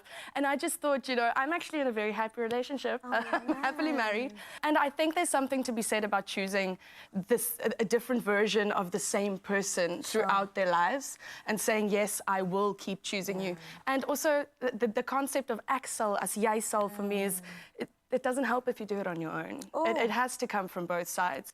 And then with regards to the visuals, it was very important for me to kind of artistically express this emotion of falling in love, being in love, staying in love, which is such a chaotic, crazy emotion. And if you really think about it, it's scary.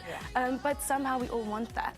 And so I wanted that excitement, that almost vulnerability that comes with falling in love, and then the absolute passion that goes along with that. So we worked with art pieces as clothing, and we just had a lot of fun with it. Well, the people absolutely love it, let me tell you that much. And I think it's because, like you said, we can feel that passion through the screen and also the inspiration that comes from it. You mentioned your man, and your family, I know, is very important to you. I know that you value them so much, as you should. Tell me more about how they inspire the work that you do.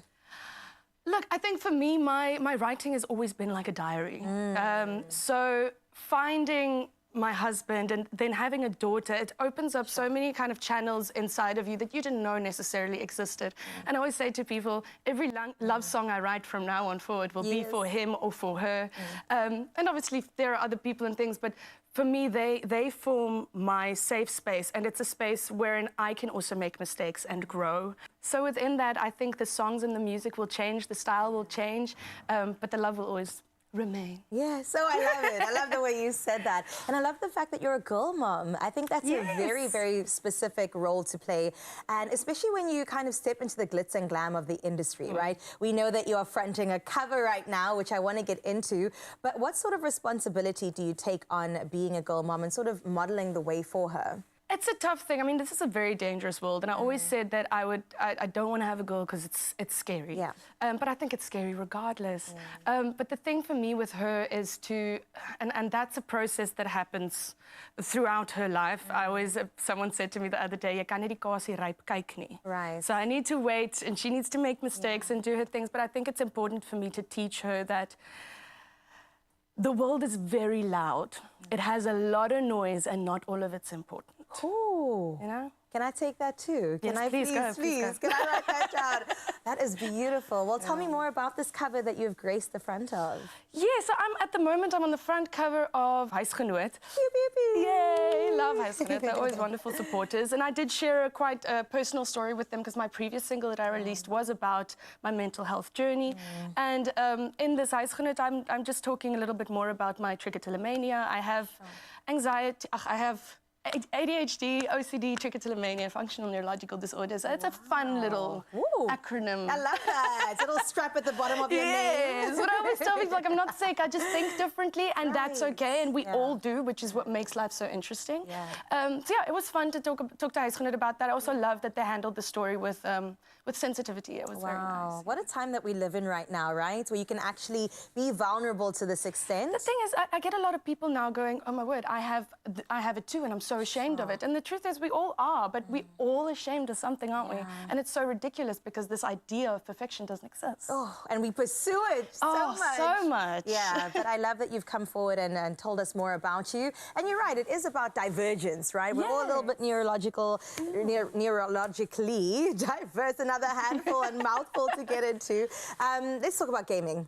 This is something that you can also add to your title of things that you do, the streaming that, of course, we watch you on. So tell me more about this journey. Yes, I started gaming, but as a youngster, I always loved it, right? And when you're a kid, people go, oh, you shouldn't spend all your time on the games because it's going to ruin your brain.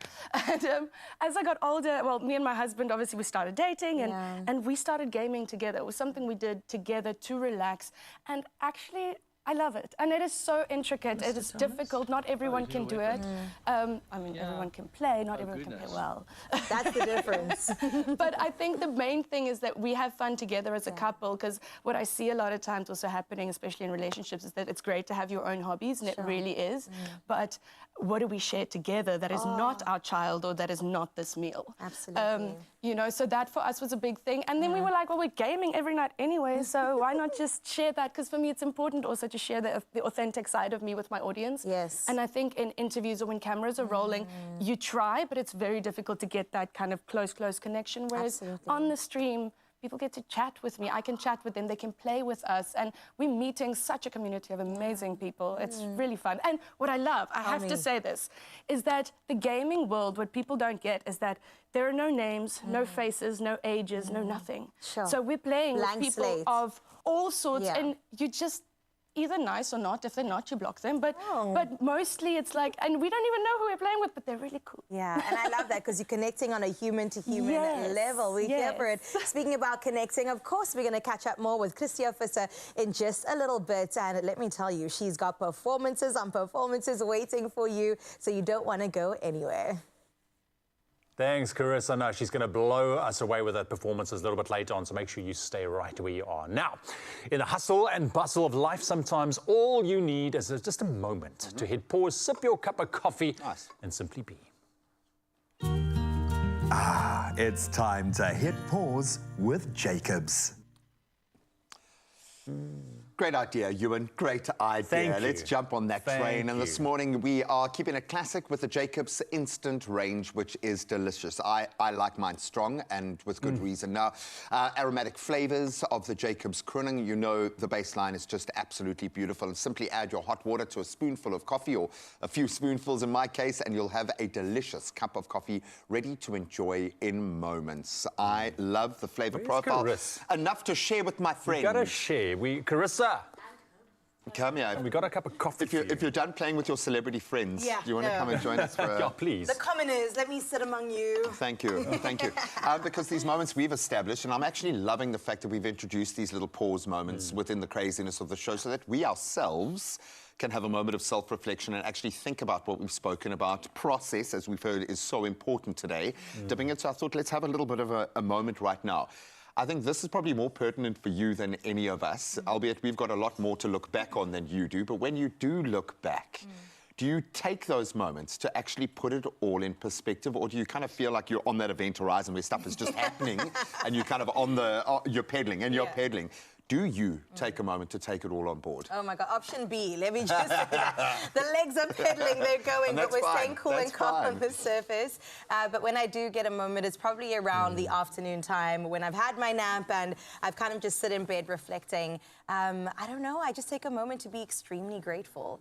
I can't believe that this is my life every single day, and I sit there going, oh, pinch me, somebody pinch me. That being said, are you spending more time looking back now or more time looking forward? Ooh, that's a great question. I think looking forward, to be quite honest. Correct. It's tempting to look back. It's tempting to, especially on a show like this, go, I did that badly, or I did that badly, or I could improve here especially. But I think that, you know, just kind of keeping my eye on the horizon and knowing what I'm going for, knowing the goals that I'm setting for myself. So you can manifest, yeah. So I can manifest and live that beautiful reality. That's what matters. No? Yeah, but it's also, I mean, if you take a look at taking a moment, you know, looking back, I mean, yes, like you were mentioning, you know, you don't want to look back on the mistakes that you've made, but it is important to, and I find it, you know, now that I don't do it every single day, but you sit down, you just take stock of the journey that you've been on, and sometimes that's overwhelming, to be honest. If I look back at everything, it really is overwhelming, and it's hard to believe that you've walked to this journey and this is your life. You know, and I'm eternally grateful for that, which is incredible. But that's why moments are important. You've got to do it. I'm going to flip the script here because we rely on each other, and people think it's all about the fun and the chemistry, and obviously we all have a deep affection for each other, but professionally, no one else on the set, all due respect to all the people who look after us in this space, will understand what it is to banter between each other in the way that we have to professionally. It's one thing to have a joke, but dude, one thing I've noticed, and this is something we can see the level up of skills, and for me, the most astounding shift, obviously we spent some time apart in our space. We broke up for a little while. And it was tough for me. I really struggled. And when you came back into the fold, and we had all kind of come back from the madness, it hit me, first of all, just how much I need to have you there as a friend, and you'll get this, how much we rely on each other in that sense. But professionally, the step up that you took when radio was introduced into that space where you had to be the master of your ship and take ownership of that, it's been astounding. And I think it's worth us because we live alongside each other, but we don't often mark these things down. So when we see our cameramen doing amazing work, when we see people leveling up, which happens in our space all the time, take a moment to appreciate because you're better. I'm so much better than I could possibly be because you're so good at what you do. So I love you, Guy. You see, take a moment, dude. Just take a moment. Took a moment. That was, I did not expect this morning. No, but it is true because I think we live in an industry where we, you know, good job. It doesn't come across that often, you know, and it really...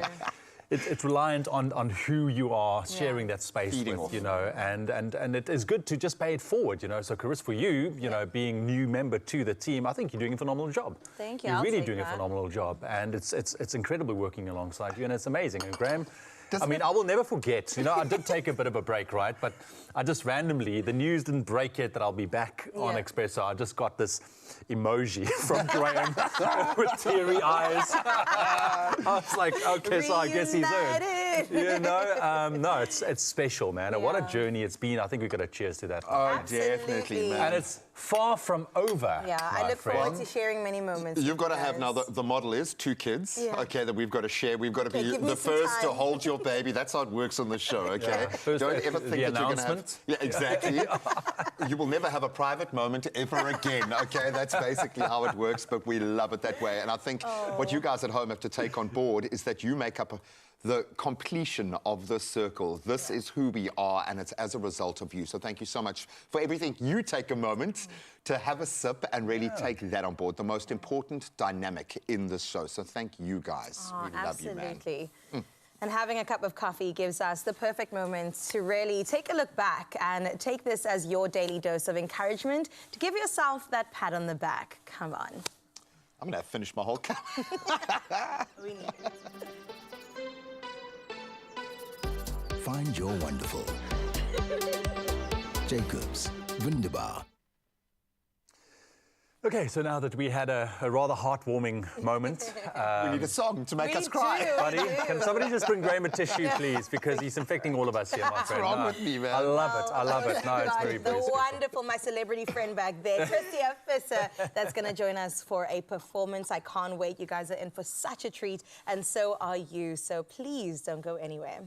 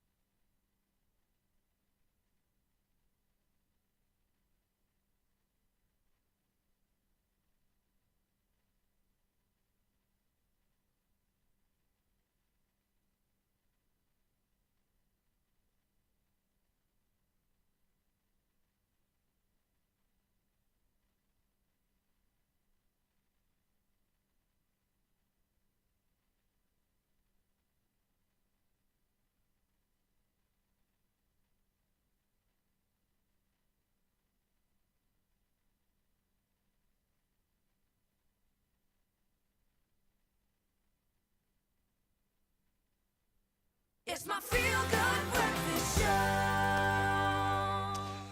Thank you so much for rejoining what has been a wonderful journey of self-exploration and growth this morning. And after our beautiful chat just moments ago, we thought, well, let's continue on our personal growth path.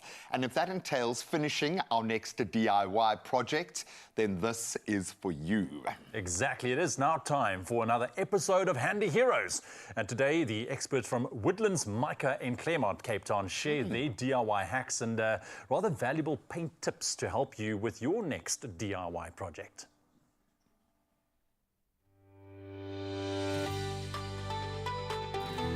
Powered by Plascon, today's handy heroes come from Woodlands Mica in Cape Town. Woodlands Mica has been in existence since 1993, so 31 years in existence. Our main thing here boils down to customer care and service. What makes me proud of being here is that we can be ourselves with our customers, basically. What makes our store the best? Definitely our service here. We specialize in color matching, so basically we're the only store situated in, I think it's more than 20 kilometers radius right around that we color match. It's not just about the Plascon product, it's about the service that we render and the truth that we do speak about the Plascon products to the customer. Well, there's one specific product that I do love about Plascon, is the Plascon Double Velvet. The reason why I'm saying so is because it's got a nice velvet sheen finish to it. It's fully washable. A DIY tip is easy. Do not despair. If you're running into trouble, you do not know the color inside your house or flat or wherever you are, do not hesitate, bring it in to us. We can gladly give you that 99% match. Handy Heroes, powered by Plascon. We've got this. So yes, we have been chatting about your opportunity to win 10,000 Rand with Plascon, quite a lot, understandably so. And you had to reply to the competition post on the Expresso social media pages and tell us this.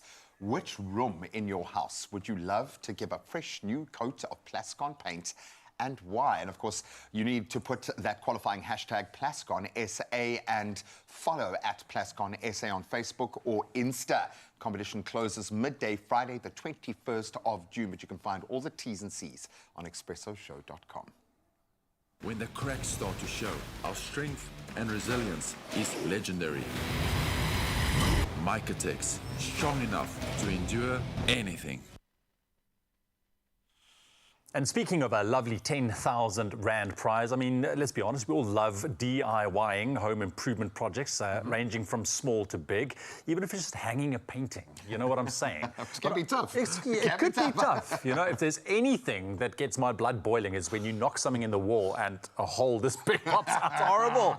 But anyways, enough about that. Over the years, we have each come to know what products work for us. And homeowners and DIY lovers, we gave you a chance to win 10,000 Rand by telling us what your favorite Plascon color is. And there's a lot. So let's see what our winner said.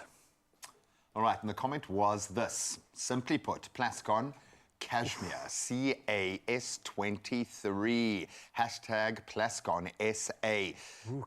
Cashmere, just onomatopoeically, if that's a real word. You feel the color when you say cashmere. It feels like if I see that color walking into a house, I'm going to gravitate there and just kind of have to stay. just walk very close to it and just rub shoulders with it. You know what I'm saying? So that is the color code, Cashmere, CAS23. And I also have to see our lucky winner this morning. We have her on the line, Robin Lee Batties. Good morning, Robin Lee. Good morning, guys. Good morning, Robin Lee. Your beautiful pictures just come up, so we can at least see who you are and have the pleasure of saying congratulations. Yes, you are our winner this morning. Can we get a round of applause? Thank you so much. Oh, my word. 10,000 Rand is coming to you. Well done. How does it feel to be a winner? I haven't had anxiety like this in a long time. I'm sorry. shaking. Well, this is the best anxiety that I think you can be, Robin Lee. Congratulations. Oh, my word. I need to go lie down. It's okay. Us too. It's fine. It's perfectly fine. Yeah. So DIY, it seems to be your thing. What is it about this particular color, Cashmere from Plascon, that you love? The grey, we've been meaning to do inside not say renovations, but painting, and we've always navigated towards a grey tone. So when I went through the catalogue, that is the color that I liked, and I chose, and my husband is on par with that. Absolutely love it. Well, clearly you made a good choice. 10,000 Rand is coming to you. Absolutely love the look as well. So now with 10,000 Rand, that next home improvement project could be tackled. What are you going to spend the money on, and what do you want to do within your home now that you've got a little extra money to throw at it? Sure, yes. So basically, let me tell you a story. Yesterday we went to go buy the paint. And the Plascon was on a decent special, and I'm like, this is a sign. Yes. I need to take it, and I already bought the paint. Good girl. Well. So I will be able to spend the rest of the money on whatever else we wanted to do, outside the renovations, maybe a little veranda at our back door. Yes, we'll see where it takes us. I bet you can't wait to get going with that. So, Robin Lee, thank you very much for entering. I really hope this incredible opportunity that you've just received is going to take your living spaces up to the next level. You could always buy something else in cashmere just to match the new colour on the walls, is all I'm saying, girl. You've earned that right.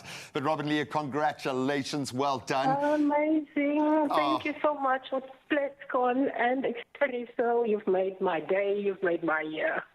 Oh, what a sweetheart, man. Congratulations, Robin Lee. And of course, you guys at home, if you want to follow in her footstep, you still stand a chance of winning 10,000 Rand. Absolutely. And if you want to know how to do that, well, let us tell you. Be your own handy hero at home this June and stand a chance of winning 10,000 Rand every week with Plascon and the Expresso Morning Show. Answer the weekly competition question on our social media platforms using hashtag PlasconSA to enter the draw. You can only win if you follow Plascon SA on Facebook and Instagram. Weekly entries close midday Fridays. That's 4 chances to win big with Plascon. T's and C's to be found on expressoshow.com. Oh man, the winning is going to continue on your Feel Good Breakfast Show. We've got to take a quick break, but when we get back, we talk all things morning routine, particularly when it comes to our champions. The Mad Swimmers are back in studio, and we're going to find out what exactly goes into being a winner. Not only that, we're also going to get a performance from Christia Visser, our beautiful celeb performer today, who's going to do Excel as Yesel. So don't go anywhere.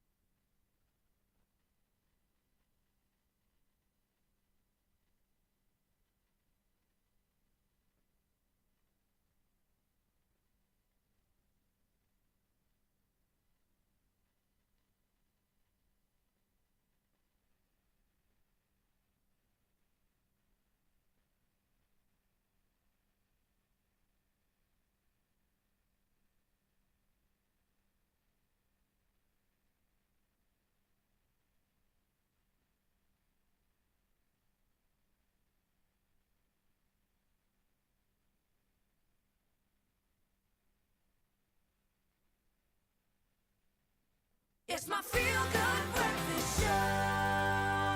Welcome back. Well, if you've just joined us, rise and shine, South Africa. Let's chat about the art of morning routines very quickly and your feel-good morning rituals that kickstart the perfect day. And earlier, we met mad swimmers Jean, Neo and Kiara, and now they are here to share their tried and tested secret to starting their day just the right way. And it is time to make every morning dipping delicious. It's lovely to have you guys back. Just in case you didn't know, they attempted the world record for the highest swim up in the Himalayas.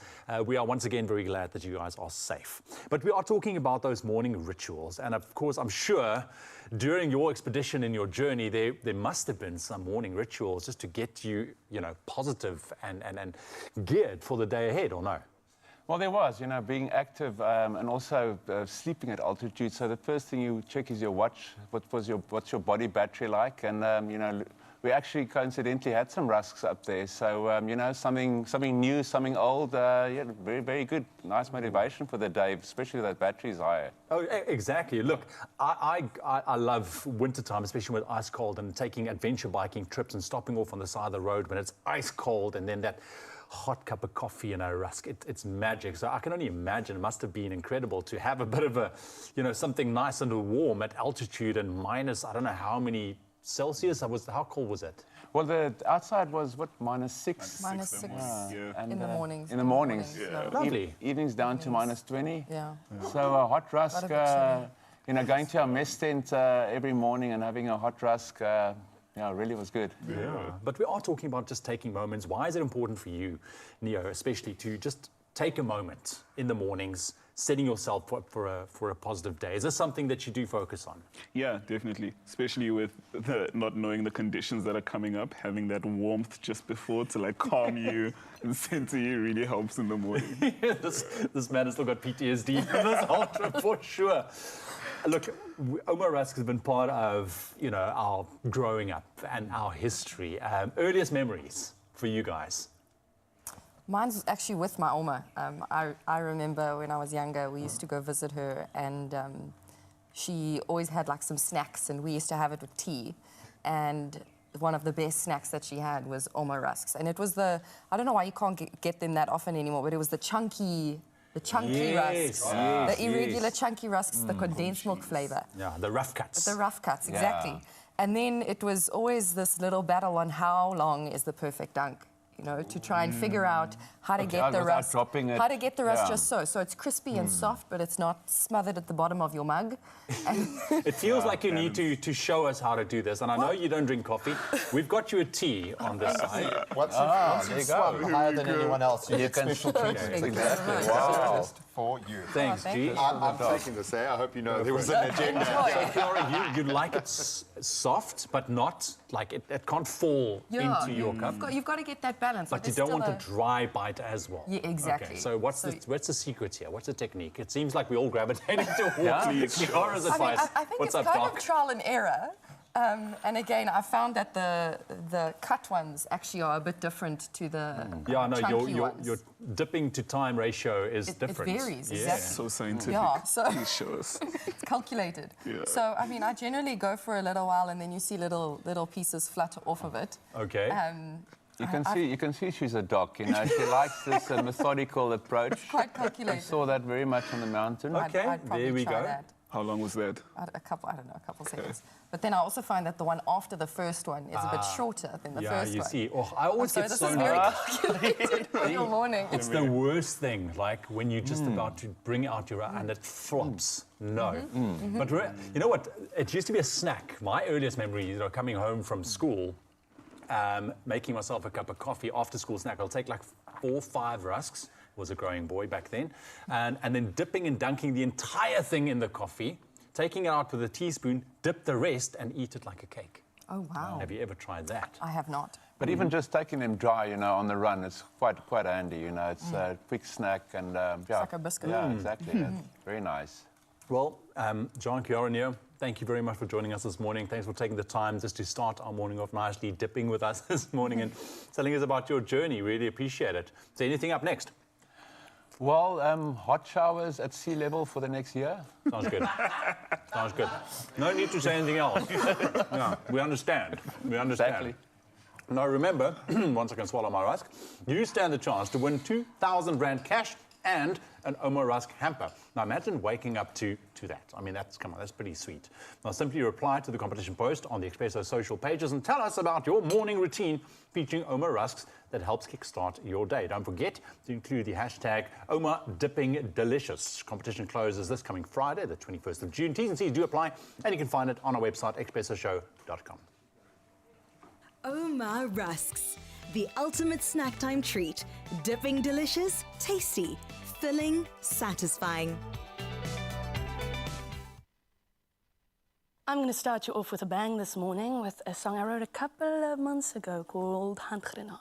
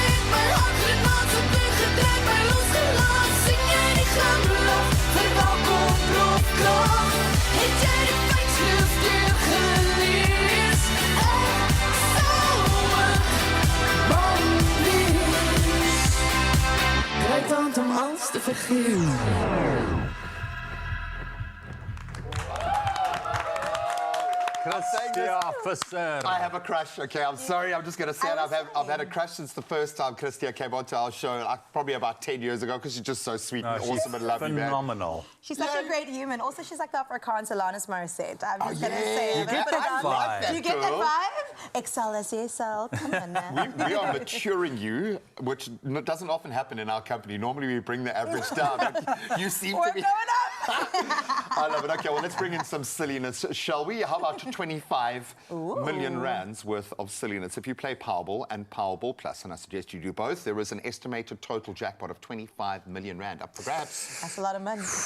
Yeah. Well, what are you waiting for? Play Powerball for an estimated 21 million rand and Powerball Plus for an estimated 4 million rand today. Yeah, you can buy your tickets today in store on the nationallottery.co.za website or the mobile app. You can also buy tickets through cell phone banking or by simply dialing *120 *7529 hash for those USSDs. And we've put all of those details up on the Expresso social media pages so you can go and check them out at your leisure, start getting into the zone, and then just do it. When you feel you got those numbers, Panda, Pusher, Play, Powerball and Powerball Plus for 25 million rand today. Good luck. That's Good an luck. insane amount of money. I didn't check what the temperature was in Uppington because it could be mine.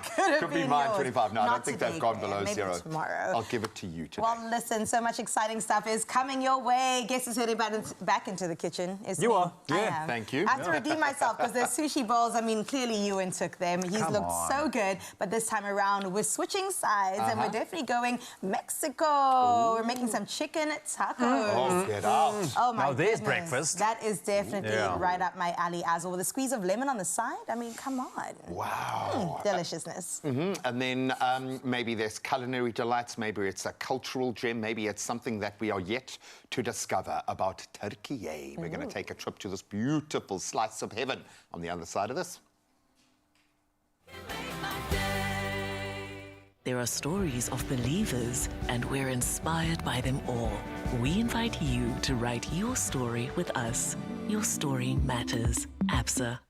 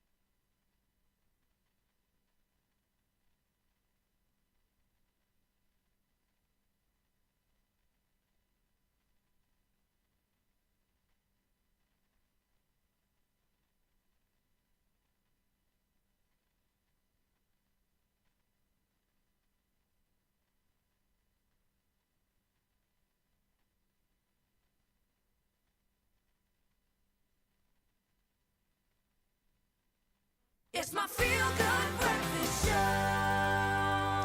Welcome back to your Feel Good Breakfast Show, Expresso, right here on S3 on this beautiful Tuesday. We've spoken about health, and now Tuesdays are also reserved for travel. And this morning we are joined by Mike Elof and Colin Mayer, who are digital creators with their very own content creation business, the Palm Tribe, that you can find on social media. But they are here this morning to tell us more about their incredible trip to Turkey. Oh, yay for being with us this morning. Yay for Turkey. Yeah, I love it. It defies description. And we've tried almost every day of the week for like the last 2 weeks to try and put our finger on what the value proposition is. And it's everything. So let's start. Colin, deep dive. How long were you guys there? And what was your initial feeling when you arrived? Had you been to Turkey before? No, that was our first time that we went last year. We went for a week. And it was incredible. We actually didn't know what to expect. We were going to Istanbul and Cappadocia, and obviously Cappadocia, we just knew balloons, and Istanbul, we didn't know a lot about. So the initial experience, it was just amazing. Yeah, look, way back in my youth when I was playing male model. I lived in Turkey for a while, and Cappadocia was one of those places, the sandstone cliffs, the balloons, the pottery that they make there. Incredible. It's unbelievable, but we've got to speak about the cultural experiences that you have there, because I believe when you travel, look for a place where you can experience a bit of a culture shock, right? And is that what you guys found? Yes, well, you go from a city that has 3 million people to a city that has like 16 million people. There's your initial culture shock. But wake up, But then you start realizing what there is underneath all of that and all of the culture that Turkey has a lot of culture and a lot of stuff that you can go and see, whether it be in Istanbul or in Cappadocia. There was just so many things that was out there to see. I mean, some of the culture that you're there. One of the great things is that Turkish people are always up for a cup of chai or a cup of Turkish coffee. Word. In the mornings, and you have one of those Turkish coffee now. Turkish coffee in the first thing in the mornings. It really gives you that. And it's not something that can be rushed. You know, the Turkish coffee, it's a process. Exactly. Yeah. I like the trip should be, and often because there is so much to do, you can fall short by trying to do too much. So often what I'll do is when I go to a new place, I will sit with a person and eat something. It's a great way to explore a culture because you get the emotional investment as well. And this is a difficult and I'm sure to answer. When it came to the cuisine, what stood out for you? We've heard Zoe, one of our colleagues, went and did the little clay pot slow cook thing where you've got to break the pot herself. What jumped off the page for you? What does it stand out? There's actually just so much. So Turkish people love to eat, okay? We did not realize that until we sat down for a meal and it was the entire table was full with food. They brought something and we were like, oh great, yeah, we're going to eat this. And we kind of ate a lot and then they just continued coming to the table. So pace yourself is what you're saying. With Pace more yourself. dishes. And this is not just dinner or lunch, this is even breakfast. We went for this beautiful breakfast at a hotel and it was also just bringing things in. And there's just so many different flavors going on. And I don't eat meat, so you'd think, oh, I'm going to miss out. But there are so many vegetarian dishes as well, which is amazing. My favorite thing was actually, I can't remember for the life of me now the Turkish name for it, but it was honeycomb and cream. Get and out. You eat it with Turkish bread. Get out. And I could eat that every single day. I'm going to try to eat that every single day now from now. I'm going to find. You're going to make your way there. No, it's going to be authentic there. So I bet you guys can attest to the fact that you guys would probably need more than a week, you know, to really dive into it. But I got to ask, as content creators, when you do something like this, you travel to these unbelievable destinations, yet, I mean, this is your job. You're creating content. How do you balance it to create proper content, but also make sure you enjoy the time that you have and not miss anything? Because it's got to be a lived experience for the content to land. Absolutely. So life is all about balance. I'm a Libran, so balance is just in my nature, okay? So life is about balance, and especially with travel and what we do, I do believe that it is about balance, and you should really just take a moment every now and then to put your camera down and really just appreciate moments and rather just see them through your eyes and not have to worry about your camera. But in saying that, we do get FOMO, and we want our audience to experience these moments that we're experiencing as well. So we'll experience it for a little bit, really take it in, and then pick up the camera and really just create and capture moments. Because that's what it's all about, and what we're there for is we're there to bring an experience to people that don't really get to do it through our social media. Completely, and I don't think, and you have a front row seat for the next wave of marketing brilliance. It's purpose-driven. It's the reason why people are going to these destinations. That's what people want to attach themselves. So kudos to you for being on the peak of that wave. All of this being said, you've got a few days to get to Turkey. You want that one moment to stand out. What would you hang your hat on? What would you recommend for people who are going to Turkey as that ultimate hidden gem bucket list moment for you? Well, I can't speak for the entire Turkey, only our trip, but definitely you have to go to Istanbul. The vibe is unmatched. It's really something I haven't experienced yet. The energy I got from the city, absolutely amazing. And then you go to Cappadocia. Mike will disagree with me on this one. The hot air balloons, if you can do it, they don't always fly, which I didn't know. They don't always fly, but we got to see them 2 mornings. We were up in one, and then we saw it from a viewpoint the next morning. You have to do the 3 o'clock wake-up call, but it is so worth it. It is just incredible seeing hundreds of balloons around you in the sky with these fairy towers down below. It's magical. You can't... Unmatched. I don't think you two have come back yet, to be honest. No. The bodies are here, but the spirit is I'll just somewhere add into her. She says that I don't agree with her, but I 100% agree on the balloons. The wake-up call, maybe not so much. Although I did get up early to go up in the mountains, but that's a different story. But something else that you should really check out when going to Cappadocia, there's something called the Kaimaklu Caves. And these caves were built, I mean, some people say that they were built before the Ice Age, but who knows when they were actually built, and there's documentaries about them. But how interesting that these things were built years and years ago with little stone hand, little carving devices. And they go 8 floors under the ground with these cave systems with chimneys, and it is mind-blowing. So there's underground and above the ground life in Cappadocia, which is just, it blows your mind. It was discovered. Some farmer was just busy on his farm, and then he fell through, and they were like, wow, there's all of these caves. There's a whole city underneath where I'm standing. I don't think a lot of people see that side of Cappadocia, so very interesting. No, I think you need to dedicate at least an entire month to make sure, for sure. But I want to say thank you for the incredible job that you guys are doing. We love following you. You guys are absolutely amazing. Albeit we are also very jealous. The FOMO is now very real at this moment. I don't like you actually so much. Fine. Book some tickets. Well, you can. You can book right now if you want to get there. TurkishAirlines.com. In fact, they go to more destinations in the world than anyone else. They are your front row seat, literally, to take you to Turkey. Yay! But Turkey, yay. Guys, thank you so much. Absolutely. Thank you very much for having us. Thank you. We connect more countries than any other airline. Turkish Airlines. From Turkey to Mexico, we are getting ready for a nourishing taco experience that combines tender, golden crumbed chicken with fresh, vibrant toppings all wrapped up in a warm tortilla. So let's fire up in the kitchen and get ready to create a taco masterpiece that's sure to impress. I've got so many beautiful ingredients here, but I feel like I'm missing just one. And enter stage right is Graham. Able-bodied assistant. I will gladly help you build a taco, because tacos are built, hey? You've got to kind of layer them up and build them. In our Nara Smith era, we're going to continue down that avenue. Nice. I'll make one for you, one for me, but I think in the meantime, we're going to go ahead and put our Farmer Brown strips right in the oven. Oh, since we've started our journey with Farmer Brown's Nourish range, I have tried these beautiful strips in about 1 million different ways. Oh, yeah? They work so well for wraps. They're absolutely amazing. That for me is the best. Just as a snack on the go. If I know I'm not going to have time for lunch, I'll just bang them in the air fryer, quickly pop them in the car. My kids can chow that on the way to OT, whatever it is. An air fryer has saved our lives as well. So if you don't have an oven or don't have time for an oven, an air fryer definitely is your friend. And there's so many different crumbing options. We have the plain one. We also have the sourdough and the whole grain. So depending on what you want and the extra nutrition you're going for, you can definitely dive straight into that. Do you know what a big thing for parents, and it might seem a little bit sunny, but knowing that where the chicken is coming from, so knowing that this is 100% first A-grade South African chicken is a massive, massive box tick. Absolutely. We love locally sourced goodness. No, completely. And I think it's the way that farming has to go, or consumerism has to go completely. But for me, the difference, the differentiation in the crumb, the flavor profile, it's not overdone, it's not too oily. They haven't added anything to get extra crisp. It just works. The quality of the crumb is beautiful.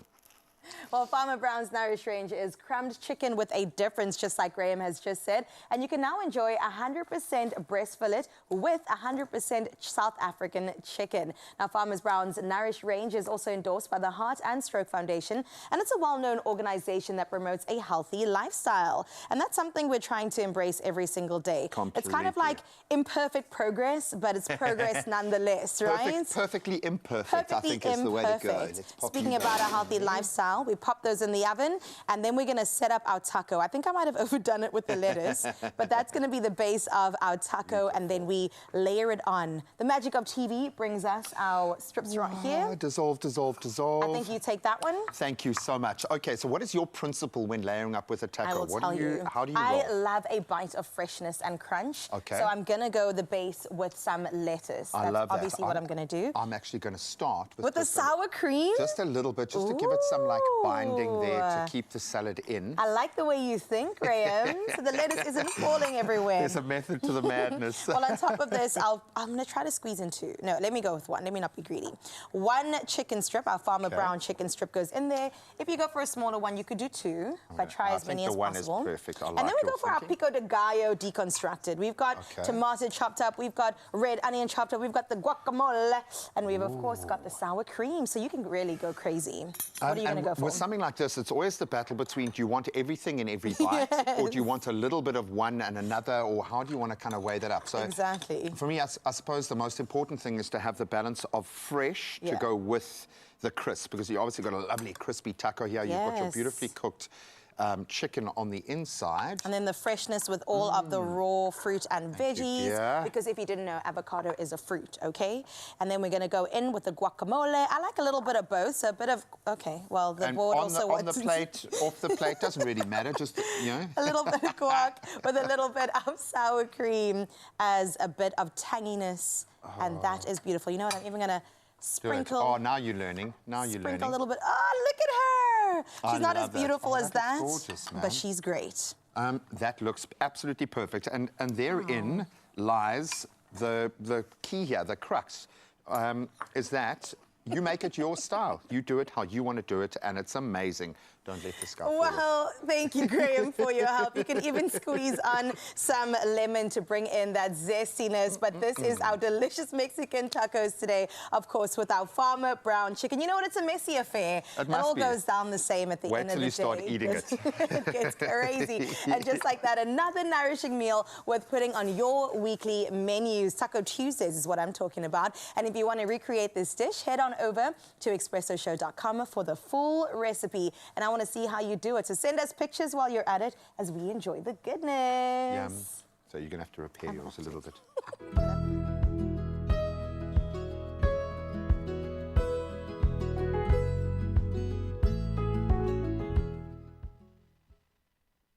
Mense, dit lyk heerlik. Come on, take a bite, but not a TV bite. Come, good. Go for it. When do we ever take TV I'm bites, dude? just saying, go for it. Oh, look, the crunch is there. Now, that is definitely a recipe that you could consider making for sure. Listen, while Graham and Carissa is snacking, we're going to take a very quick break. When we come back, we're going to sort you out on how to become a master shaver, gents. So stick around for that chat. And we have another epic performance from our guest this morning. What's Up by 4 non-blondes. Christia Visser is still with us. Stick around.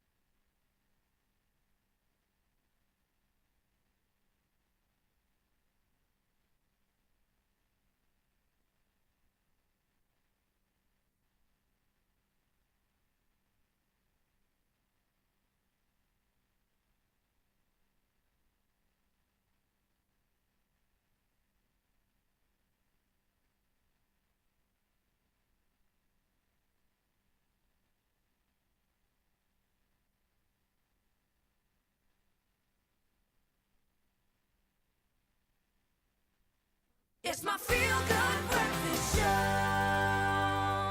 Welcome back. Hope you are enjoying this Tuesday morning with us on your Feel Good Breakfast Show. Now, Albert Einstein, will throw that into the mix, once said, "Why do I always get my best ideas while shaving?" Yeah. Can you believe it? Now, as a shaving newbie, finding the perfect routine can be rather wildly daunting, but your shaving experience should grow your confidence, boost your complexion, and leave you feeling fresher than before. That's what it's all about. And here to discuss it this morning, how to master this thrilling process, is our Big Flex Choose Your Mastery panel, Graham Richards, alongside barber, an incredible barber at that, Warren Tiernis. Hello, Warren. Welcome to your Feel Good Breakfast Show. Graham, it's good to see you. Look, you look at him with this admiration. Because I know the role of barbers, and for me, it's psychological. Okay. You must know, if you're my barber, if I'm stepping into your hallowed hall, it means that there's something big on the horizon for me, because that's how guys work. Like, we do these things because it matters to us. Yeah. It's one thing that we can do just for ourselves. And if I've got a big gig, a new show starting, something like that, you best believe I'm seeing my barber that morning or the day before. So thank you for what you do. So you do for a visit. I am a little bit. Look, it's been a while since I've had a full baby shave. The funny thing is, the last time I tried that, it completely freaked my kids out. So I was like, nope, I'm not going to do it again. No, don't do it. Listen, let's chat about, take us back, Warren, as a barber yourself. What is your earliest memories, your first shaving experience, and what was that like?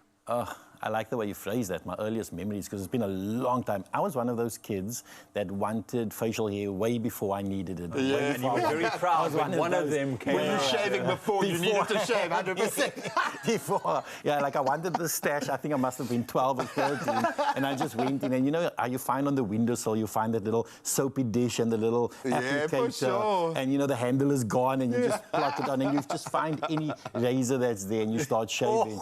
And like, I don't know what I was thinking. So what have you learnt out of all these years of being a barber when it comes to shaving and keeping the skin healthy and refreshed? Yeah, you just, that keyword, skin healthy and refreshed. Shaving is about your skin, and as a barber, I realize that I'm very good at shaving. Shaving is one of the classes that I get asked to teach most of the time, and it's all about preparation of the skin, because healthy skin means a healthy beard. For sure. And then it's, of course, also what you use to shave, right? Absolutely, absolutely. If I can throw in the tip of, don't share your shaving utensils, like just don't share it. You know, that's for you. Don't share it with your son, don't share it with your dad, just don't, that's yours. Yeah, no, Graham doesn't share his makeup brushes with me at all, you know, so... Well, you do it once, just once, and then that ship is set. It's so funny, you know, when you talk about that, because funny enough, it felt like I was learning to shave again when my son became interested in watching me shave. Even my daughter would, because I think it's quite a strange thing to see someone removing the hair from the face. But I think he saw me going through the process. Like I said, always at these key times for me. So on a Sunday, we both do our grooming. So I must check his nails, or he must check his own nails, and we must do this because I'm generally doing my shave. And I love that. And suddenly it put all this pressure back on me. I'm like, okay, I've got to actually, this is going to set the archetype of shaving for him for when he's a grown man and wanting to do that. And the beautiful thing is I still use my grandfather's brush, which is, and it still stands the test of time now, which is amazing. And I don't use the one blade, you know, the cutthroat razor that he used to do, because men aren't men anymore, clearly. But there is nothing like that feeling of treating my face, my skin. There's something very healing about that process for me. Do you find that the guys who sit down on your chair come out different at the end? Because you must feel that shift in the way we see ourselves, or feel. Every single time, and I'm very proud of you for teaching your boy. Like that's not something we hear often, you know. It's always like, no, I had to find out how to shave by myself. So I think he's teaching me, to be honest. Well done on that. But so for me, that process is very, very important. And like you say, that people come out refreshed and renewed. And you know it when you do it at home. You feel renewed. So as a barber, when I'm doing it for a client, they, or my guest, as I call them, they feel refreshed and renewed. And I have made it a law that shaving is a luxury in the barbershop, not a necessity. So it has to feel luxurious. You have to go that extra mile every single time. And the thing is that take your time when you shave. Don't rush Take it. your time. Don't rush it. For sure. Enjoy it. Enjoy it, because why? your best ideas. Yeah, That's what Albert Einstein said. But I got to know, I love the fact that we are, teaching the younger generation out there. I know I've got 2 boys as well. I'm going to run them through. And, I've learned some hard lessons when it comes to shaving and how to go about it to protect my skin and to minimize the risk of ingrown hairs and all of that. I can't wait to pass that knowledge on to them as well. But for newbies out there, for people that's been shaving for many, many years, your advice, top barber, how do we go about that? What's the process like for you? So preparation is everything. Yeah. And that comes down to even having all the right product, all the right accessories at hand. You don't want to start your shaving process, you've applied your shaving cream, and you find that you don't have a new blade. Ooh. So preparation, don't even start if you don't have everything. And then, like I said earlier, just take your time, especially if you're new to shaving. Don't rush it. If the blade feels like it's not going anywhere, then you need more shaving cream. Then reapply, lather again. For sure. And the one thing that we miss often, because we weren't taught, is that the shaving cream isn't there to give you all that glide. The shaving cream is meant to soften the hair. So leave it on for a while. Let it just soak. Put it on and start shaving. Exactly. Lather and then let it soak for a while. And then you'll find out that that hair becomes really soft. I'm just thinking of that scene in Predator where that guy's got that dry blade and is just constantly shaving himself. We don't have to do that anymore. No. We really don't. But No, we don't. added to that, the use of a new blade. 100%. It is vital. The blade makes a massive difference. So make sure it's the sharpest that you can get, man. Absolutely. And I think my top tip for shaving at home, we want to save water and all of that, where we rinse the blade in the basin. But if you can just rinse it under a bit of running water, because then it cleans off all the bacteria and it doesn't get stuck on the blade. Also, it helps with the drainage. Because once that blades get clogged up, it becomes very difficult for the blade to do its job. So under a little bit of running water just helps with the drainage, and that would be my top tip of the day. Very good tip. Genius. Very good tip. Warren, thank you very, very much. Graham? Yeah, you see. Maybe I'm due for a full baby's bottom shave. I like to call it. Friend. There we have it. Thank you very much for the advice, man. So good to have you on the couch. And there we have it. Do you believe that the right shaving routine and tools can help you feel refreshed and confident in your abilities? What a way to start your day. So let us know on our socials. Plus, join us next week for another insightful panel discussion. Until then, though, choose your mastery with Big Flex 5 or Flex 5 Hybrid with movable blades for a faster, smoother, all-in-one shave. Just don't forget, take your time. Take your time. Since we are on the morning show, I thought it'd be really good to wake us all up with a nice one we all know, so please sing it loud in your home. This one's called What's Up by 4 Non-Blondes.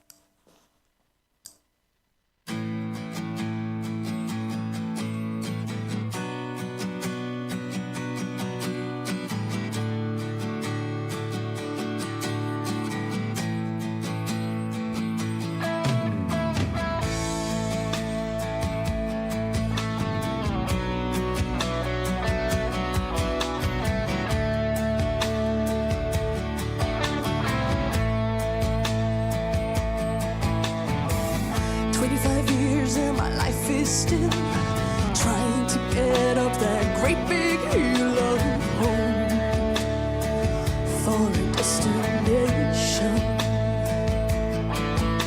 I realized quickly when I knew I should that the world was made up of a brotherhood of men, or whatever that means.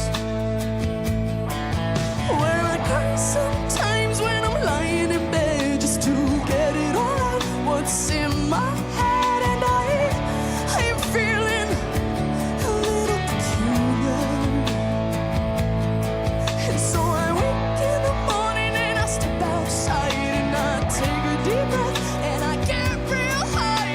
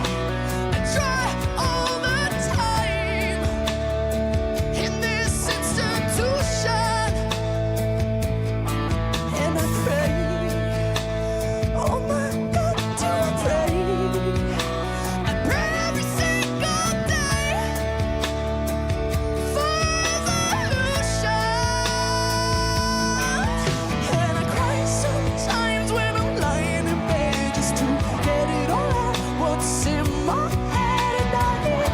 I am feeling a little peculiar. And so I wake in the morning and I step outside and I take a deep breath and I get real high and I scream to the top of my lungs, what's going on? And I said, what's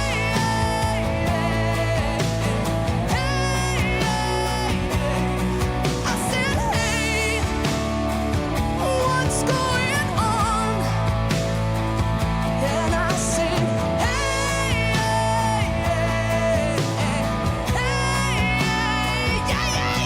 I said, hey, what's going on? Now you sing at home. And I said,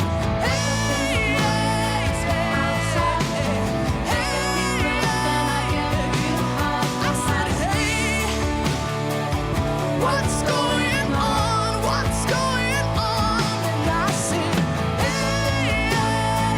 I said, hey,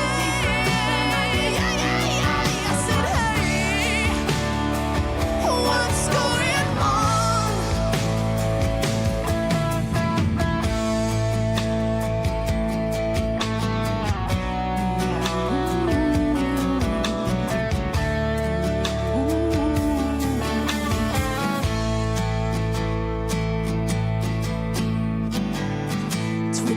Years and my life is still trying to get up that great big hill of hope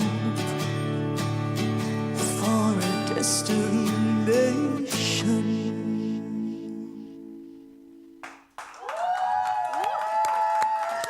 Christian Feso, what a superstar. We've heard so many beautiful songs. I love that rendition of that track as well. And it set us up for great things yet to come on your Feel Good Breakfast Show. We've got to get into some gaming because it's a Tuesday and we want to have some fun. So, of course, we're going to play that Zanzibar Sunrise 5-second game. We're going head-to-head to see who's going to come out on top. Not only that, Chef Clem is going to join us in the kitchen. And as you can see, doing some elevated soup. So it's going to be a delicious Tuesday. You don't want to go anywhere.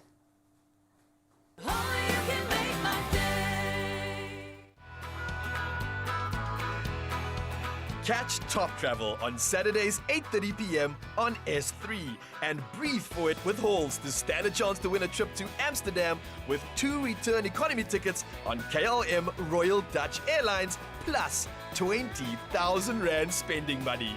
Head over to Top Travel TV social pages, comment on one of the competition posts, and you could be the lucky winner of this adventure of a lifetime. T's and C's apply.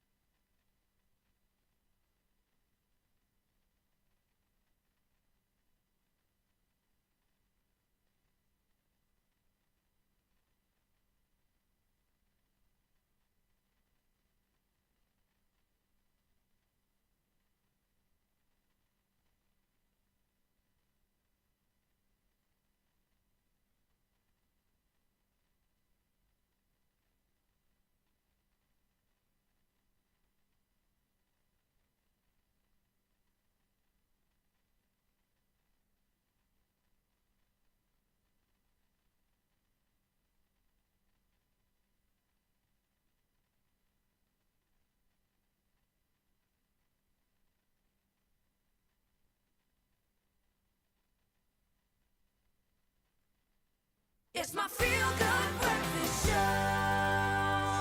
No time to waste because it's time for a 5-second game. Welcome back. Let's have a little bit of fun. Today is the island edition of the game. Obviously, it's celebration of the limited edition Tropica Zanzibar Sunrise. So get ready to be transported to the shores of Zanzibar in a single sip or a big gulp, as we have been taking. So we're going to play our 5-second game. This is how it's going to work. You two are going to go head to head. I'm going to give you 5 seconds to give me 3 answers. For example, 3 languages spoken in Zanzibar, which are Swahili, English, and Arabic, interestingly I would have enough. got that easily. I've no doubt you both would have. English. Kuna Matata, my friend. Kuna Matata. Okay, so you know the drill. Do one of you want to go first? Carissa desperately wants to go first, so we're going to give it to her. Go for it. Yeah. All right, okay, and we're going to start our 5-second clock as soon as I finish this sentence and question. Who's going first now? You and me? Carissa's going to go first. I'm concentrating. All right. Name 3 colours you associate with a tropical sunrise or sunset. Start. Pink, orange, yellow. Nice. That was 2 seconds. Boom. I don't know about you. That was great. Wow, nice. You even slowed yourself down. Boom. Ooh, One took my time. major tick there because we can't really prove you wrong. Okay. Ewan, come on, get in the game, my friend. Start with a bang. Name 3 things you pack for a beach day. Ooh, in Zanzibar. sunglasses, sun cream, and a beach hat. Oh. Nice. Beach hat's quite cute. Quite cute. That was like 1.5 Now, seconds. Carissa, name 3 fruity fruits commonly grown in Zanzibar. Oh, okay. Coconuts. Mangoes. Guavas. Cacao, man. Is cacao a fruit or a bean? I don't know. I probably would have got it wrong. Ewan, name 3 popular spices from Zanzibar. Ooh, cinnamon, saffron, cardamom, I don't know. Nice. I don't know, it's not a spice I don't know name. cardamom, but I know cinnamon and saffron. Yeah, definitely the saffron. I would imagine cardamom, it's got that kind of Arabic, Middle Eastern flavour profile there, it sounds 100%. like Zanzibar. Carissa, name 3 tourist activities to do in Zanzibar. Walk on the beach. Jump in the water. Play with the fish. Play with the fish. How does one play with a fish? I was going to demonstrate. Do you take the fish for a swim, or do you love it? Okay. Ewan, you are just edging ahead here, but this might seal the deal. Why are you crying? Name. It's tough losing in these games. Out here. Ewan, name 3 animals found in the forests of Zanzibar. Monkeys, parrots, and lemurs. Do you want to? There's only one place in the world that lemurs exist. You cannot give him another snake and animal. Turtles. Tortoises. Tortoisai. So we took a broad animal description there. We included some birds and some reptiles and things like that. You've got to look at the whole animal kingdom. Ladies and gentlemen, our winner for this morning, Carissa, you've been beaten again. It is Ewan. Straight up, ladies and gentlemen. Yes, our tropical hero. Okay, granted, no, you've got to do that in reality shows. You've got to mention the other people first. You know, it's the sidestep. But clearly, all the time you have spent in the island, tropical paradises that you have won you out. Now get out of here and make us some soup. Okay, the least tropical food on the planet. I love it. And this is the joy of going to an island destination like Zanzibar. You can experience so much. The joy is you don't have to go that far to experience a tropical paradise. Simply grab your Tropica Zanzibar Sunrise and enjoy the explosion of smooth tropical flavors in every sip. It's surprising, it's invigorating, and it is oh so delicious. So good. Cheers.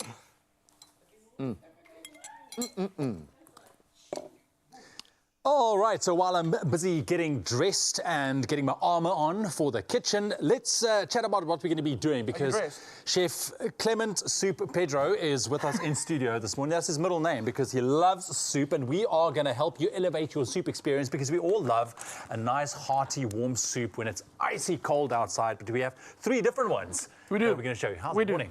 So good to see you. Yeah, good to see you too, my friend. I love what's going on here. Is this some onion, some crispy? It's some ginger. Some ginger, and yeah. Some chili oil. Absolutely. And that's the thing. Soups aren't just about what comes in the bag. And Woolies, we know.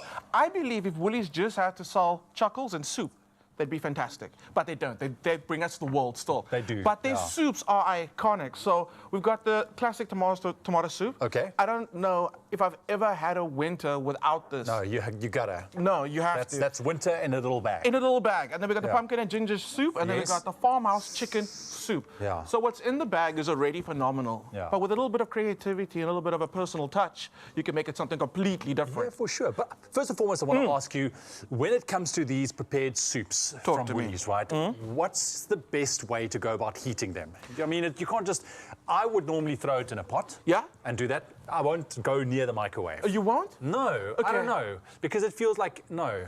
So here's the thing, right? There's no wrong way. Yeah. I'm pretty sure there are a couple of wrong ways. Let's not test the waters on that. But when it comes to heating it up in a pot or in the microwave, whatever's easier for you. I know for some people, because some people's stoves are like, old, eh? When you have to turn that stove on yesterday to get it warmed up for now. So I get it. Sometimes there's a lot of effort just to put the stove on, just to heat up a bag of soup.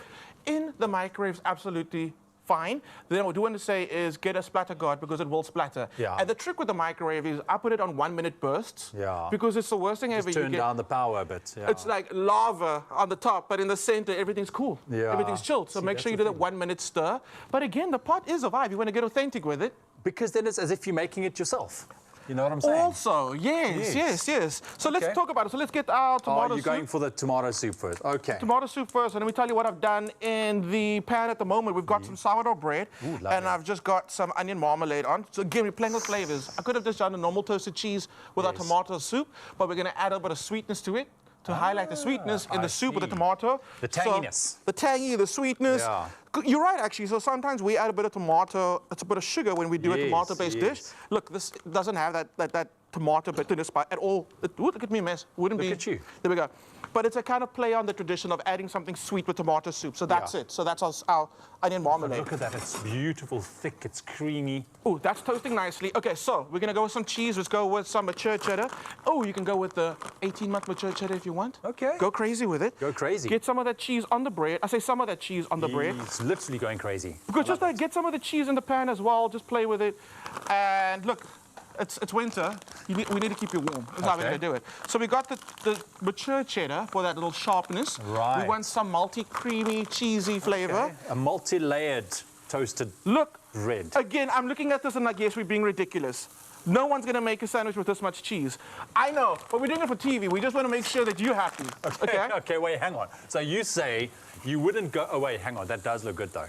Look, I'm pretty sure someone out there is going to go, I really love toasted cheese, and I love the cheese element. I'm going to make it like that. And you deserve it. You do deserve it. So go ahead and make yourself a beautiful cheese-crusted skirt toasted cheese sandwich. So what you do now, all that cheese that's on the side, is going to go nice and crispy. We're going to take it out. And you see that? That little cheese skirt? You want that. That's going to go super crunchy, super crispy. Ooh, and it's going to go so well with the soup. Look at that. So it's going to be like the crouton that you have on your soup, but it's cheese. Okay. A cheese crouton. Okay, there we go. Are you checking out my soup for me? I'm just making sure. That's what you want. You want it to look like something out of... A magazine. Alien vs. Predator, but sure, a magazine. Cool. Yeah, I want the gnarly bits. I want the crunchy bits with the cheese. That's what makes it exciting. Oh, I see, like a... That's a difference between, oh, we're having tomato soup and a toasted cheese sandwich, between like, whoa, we're having tomato soup. When you say we're having tomato soup, you're not going to say that. You're going to say we're having tomato soup. Tomato soup. So at home, South Africa, imagine that this has been on the stove. Oh, it is actually steaming. It's steaming. So there we go. Imagine it's piping hot, steaming, yes, boom, boom, boom. And then you're serving this to little Timmy. Not even little Timmy. So serve that's it to enough for one, right? No, look, it's going to be, it's more than one. Unless... I'm just kidding, because I would literally eat all of that myself. You can. Yeah. But you see, what you can also do is you can get your toasted cheese in there, 1 bowl, 2 spoons. How well do you know the person you're going to share this with? Whoa, if not well enough, but by the end of the bowl, you will know them well enough. Okay, so we've been cute about it. So, toasted cheese, boom, on the side. Really? Let it just live on the side there. A little bit of basil. Boom. Come on. Because some herbage. You need some herbage, right? Righto. There we go. Okay, not that one. There we go. For the ginger soup, super simple. Ginger soup, imagine we've reheated this as well now. Okay. I've got some ginger, and all I did was just thinly slice it for a little bit of crunch. Again, it's that crouton element. Have you deep fried it? Shallow fried is good. Shallow fried it. Okay, boom. That goes on there and it pops it to the side. All you're going to do for me... Okay, wait, let's do this first. Yeah, here we go. a lekker chefy drizzle. And this is what takes it again from being an amazing, the classic that we know from Woolies. You doing this makes it your own. And that's the difference. How do you like it? I like it very spicy. Then, my friend, we'll do another one. Delicious. And the ginger has a warm heat of its own, but it's a warm heat. It's not like something that's going to burn you. Oh, look at that. Just enough to get the sinuses waking up. And the crunch is on there as well. You're winning. Soups have never looked more beautiful. Imagine this. Just like break in, face. Yes. Oh, my goodness. Farmhouse soup, we just grilled some baby corn with it. Some greenage on there. Simple, delicious. And we got garlic naan with that. Okay. You're winning at soup. You're winning at soup. It's not winning at soup. If you win at soup, you win at life. In this true, instance. actually. True. Yeah, but that does look amazing. I love the addition of the chili oil to that. So that's as easy as it is, and I love the convenience thereof. It is so delicious and so fragrant and creamy and rich, and that's what I love because, I mean, come on. You can make a soup at home, you know, but we all know that we're busy during the week and we want a nice soup, but maybe we don't have the time to do it, right? So you can go ahead and you can find all of these delicious soup recipes that we've prepared here very, very quickly on woolworths.co.za, and you can also find these delicious soup recipes on that website as well, woolworths.co.za. Plus, buy any 2 300-gram soups for only 85 Rand. That's a deal. That is a deal. Even Chef Clem doesn't know what to say to this. And this offer is valid until the 23rd of June. You can shop it in store, online, and also on the app. My friend, thanks for spoiling us. Anytime. You're a legend. Anytime. You're good. Clem, soup, Pedro.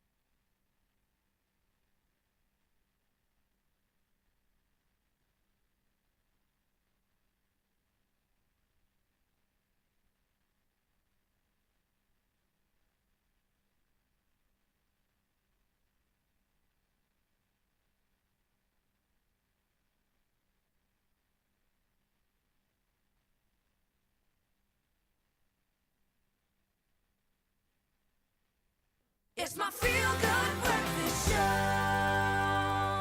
All right, I know we've been belaboring the point, but yes, 25 million Rand does worth mentioning. The Powerball and Powerball Plus jackpot is sitting at 25 million Rand today, and it could be yours. Oh my goodness, this Tuesday you could win big, so what are you waiting for? Play Powerball for an estimated 21 million Rand, as well as Powerball Plus for an estimated 4 million Rand today. Yep. You can buy your tickets today in store on the nationallottery.co.za website or the mobile app. You can also buy tickets through cell phone banking or by simply dialing *120 *7529# for USSD. And if you haven't written them down yet already, we've written them down on our social media pages. You can check out all those details at your leisure. As we always say, just make sure you panda push a play today. Powerball Plus sitting at 25 million Rand. Amazing. We've given you so much today, but we cannot reach 9 o'clock without hearing one more time from our artist of today. Christy, our Visser, is going to perform one more song, so take it away. So this is my latest single that we spoke about called Ek sal as jy sal. Geniet hom.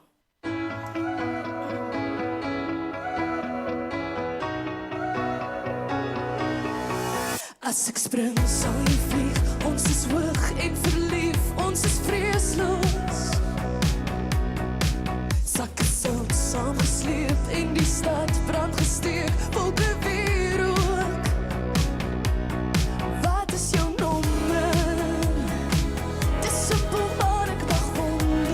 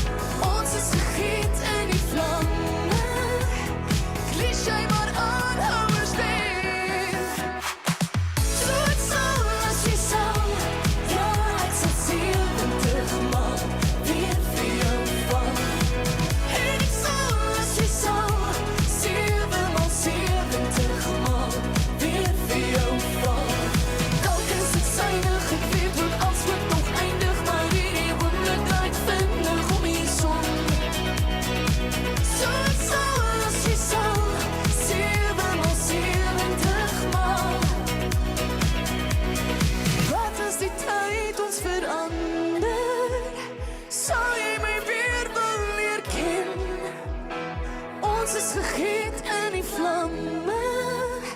Klisjé, maar aanhouers weer. Zoet zoals je zou, ja, het zal zielig nog weer veel van. Another Feelgood production. Enjoy a thicker and creamier full cream yogurt with real fruit pieces. A fruitful day awaits with Clover Fruits of the Forest.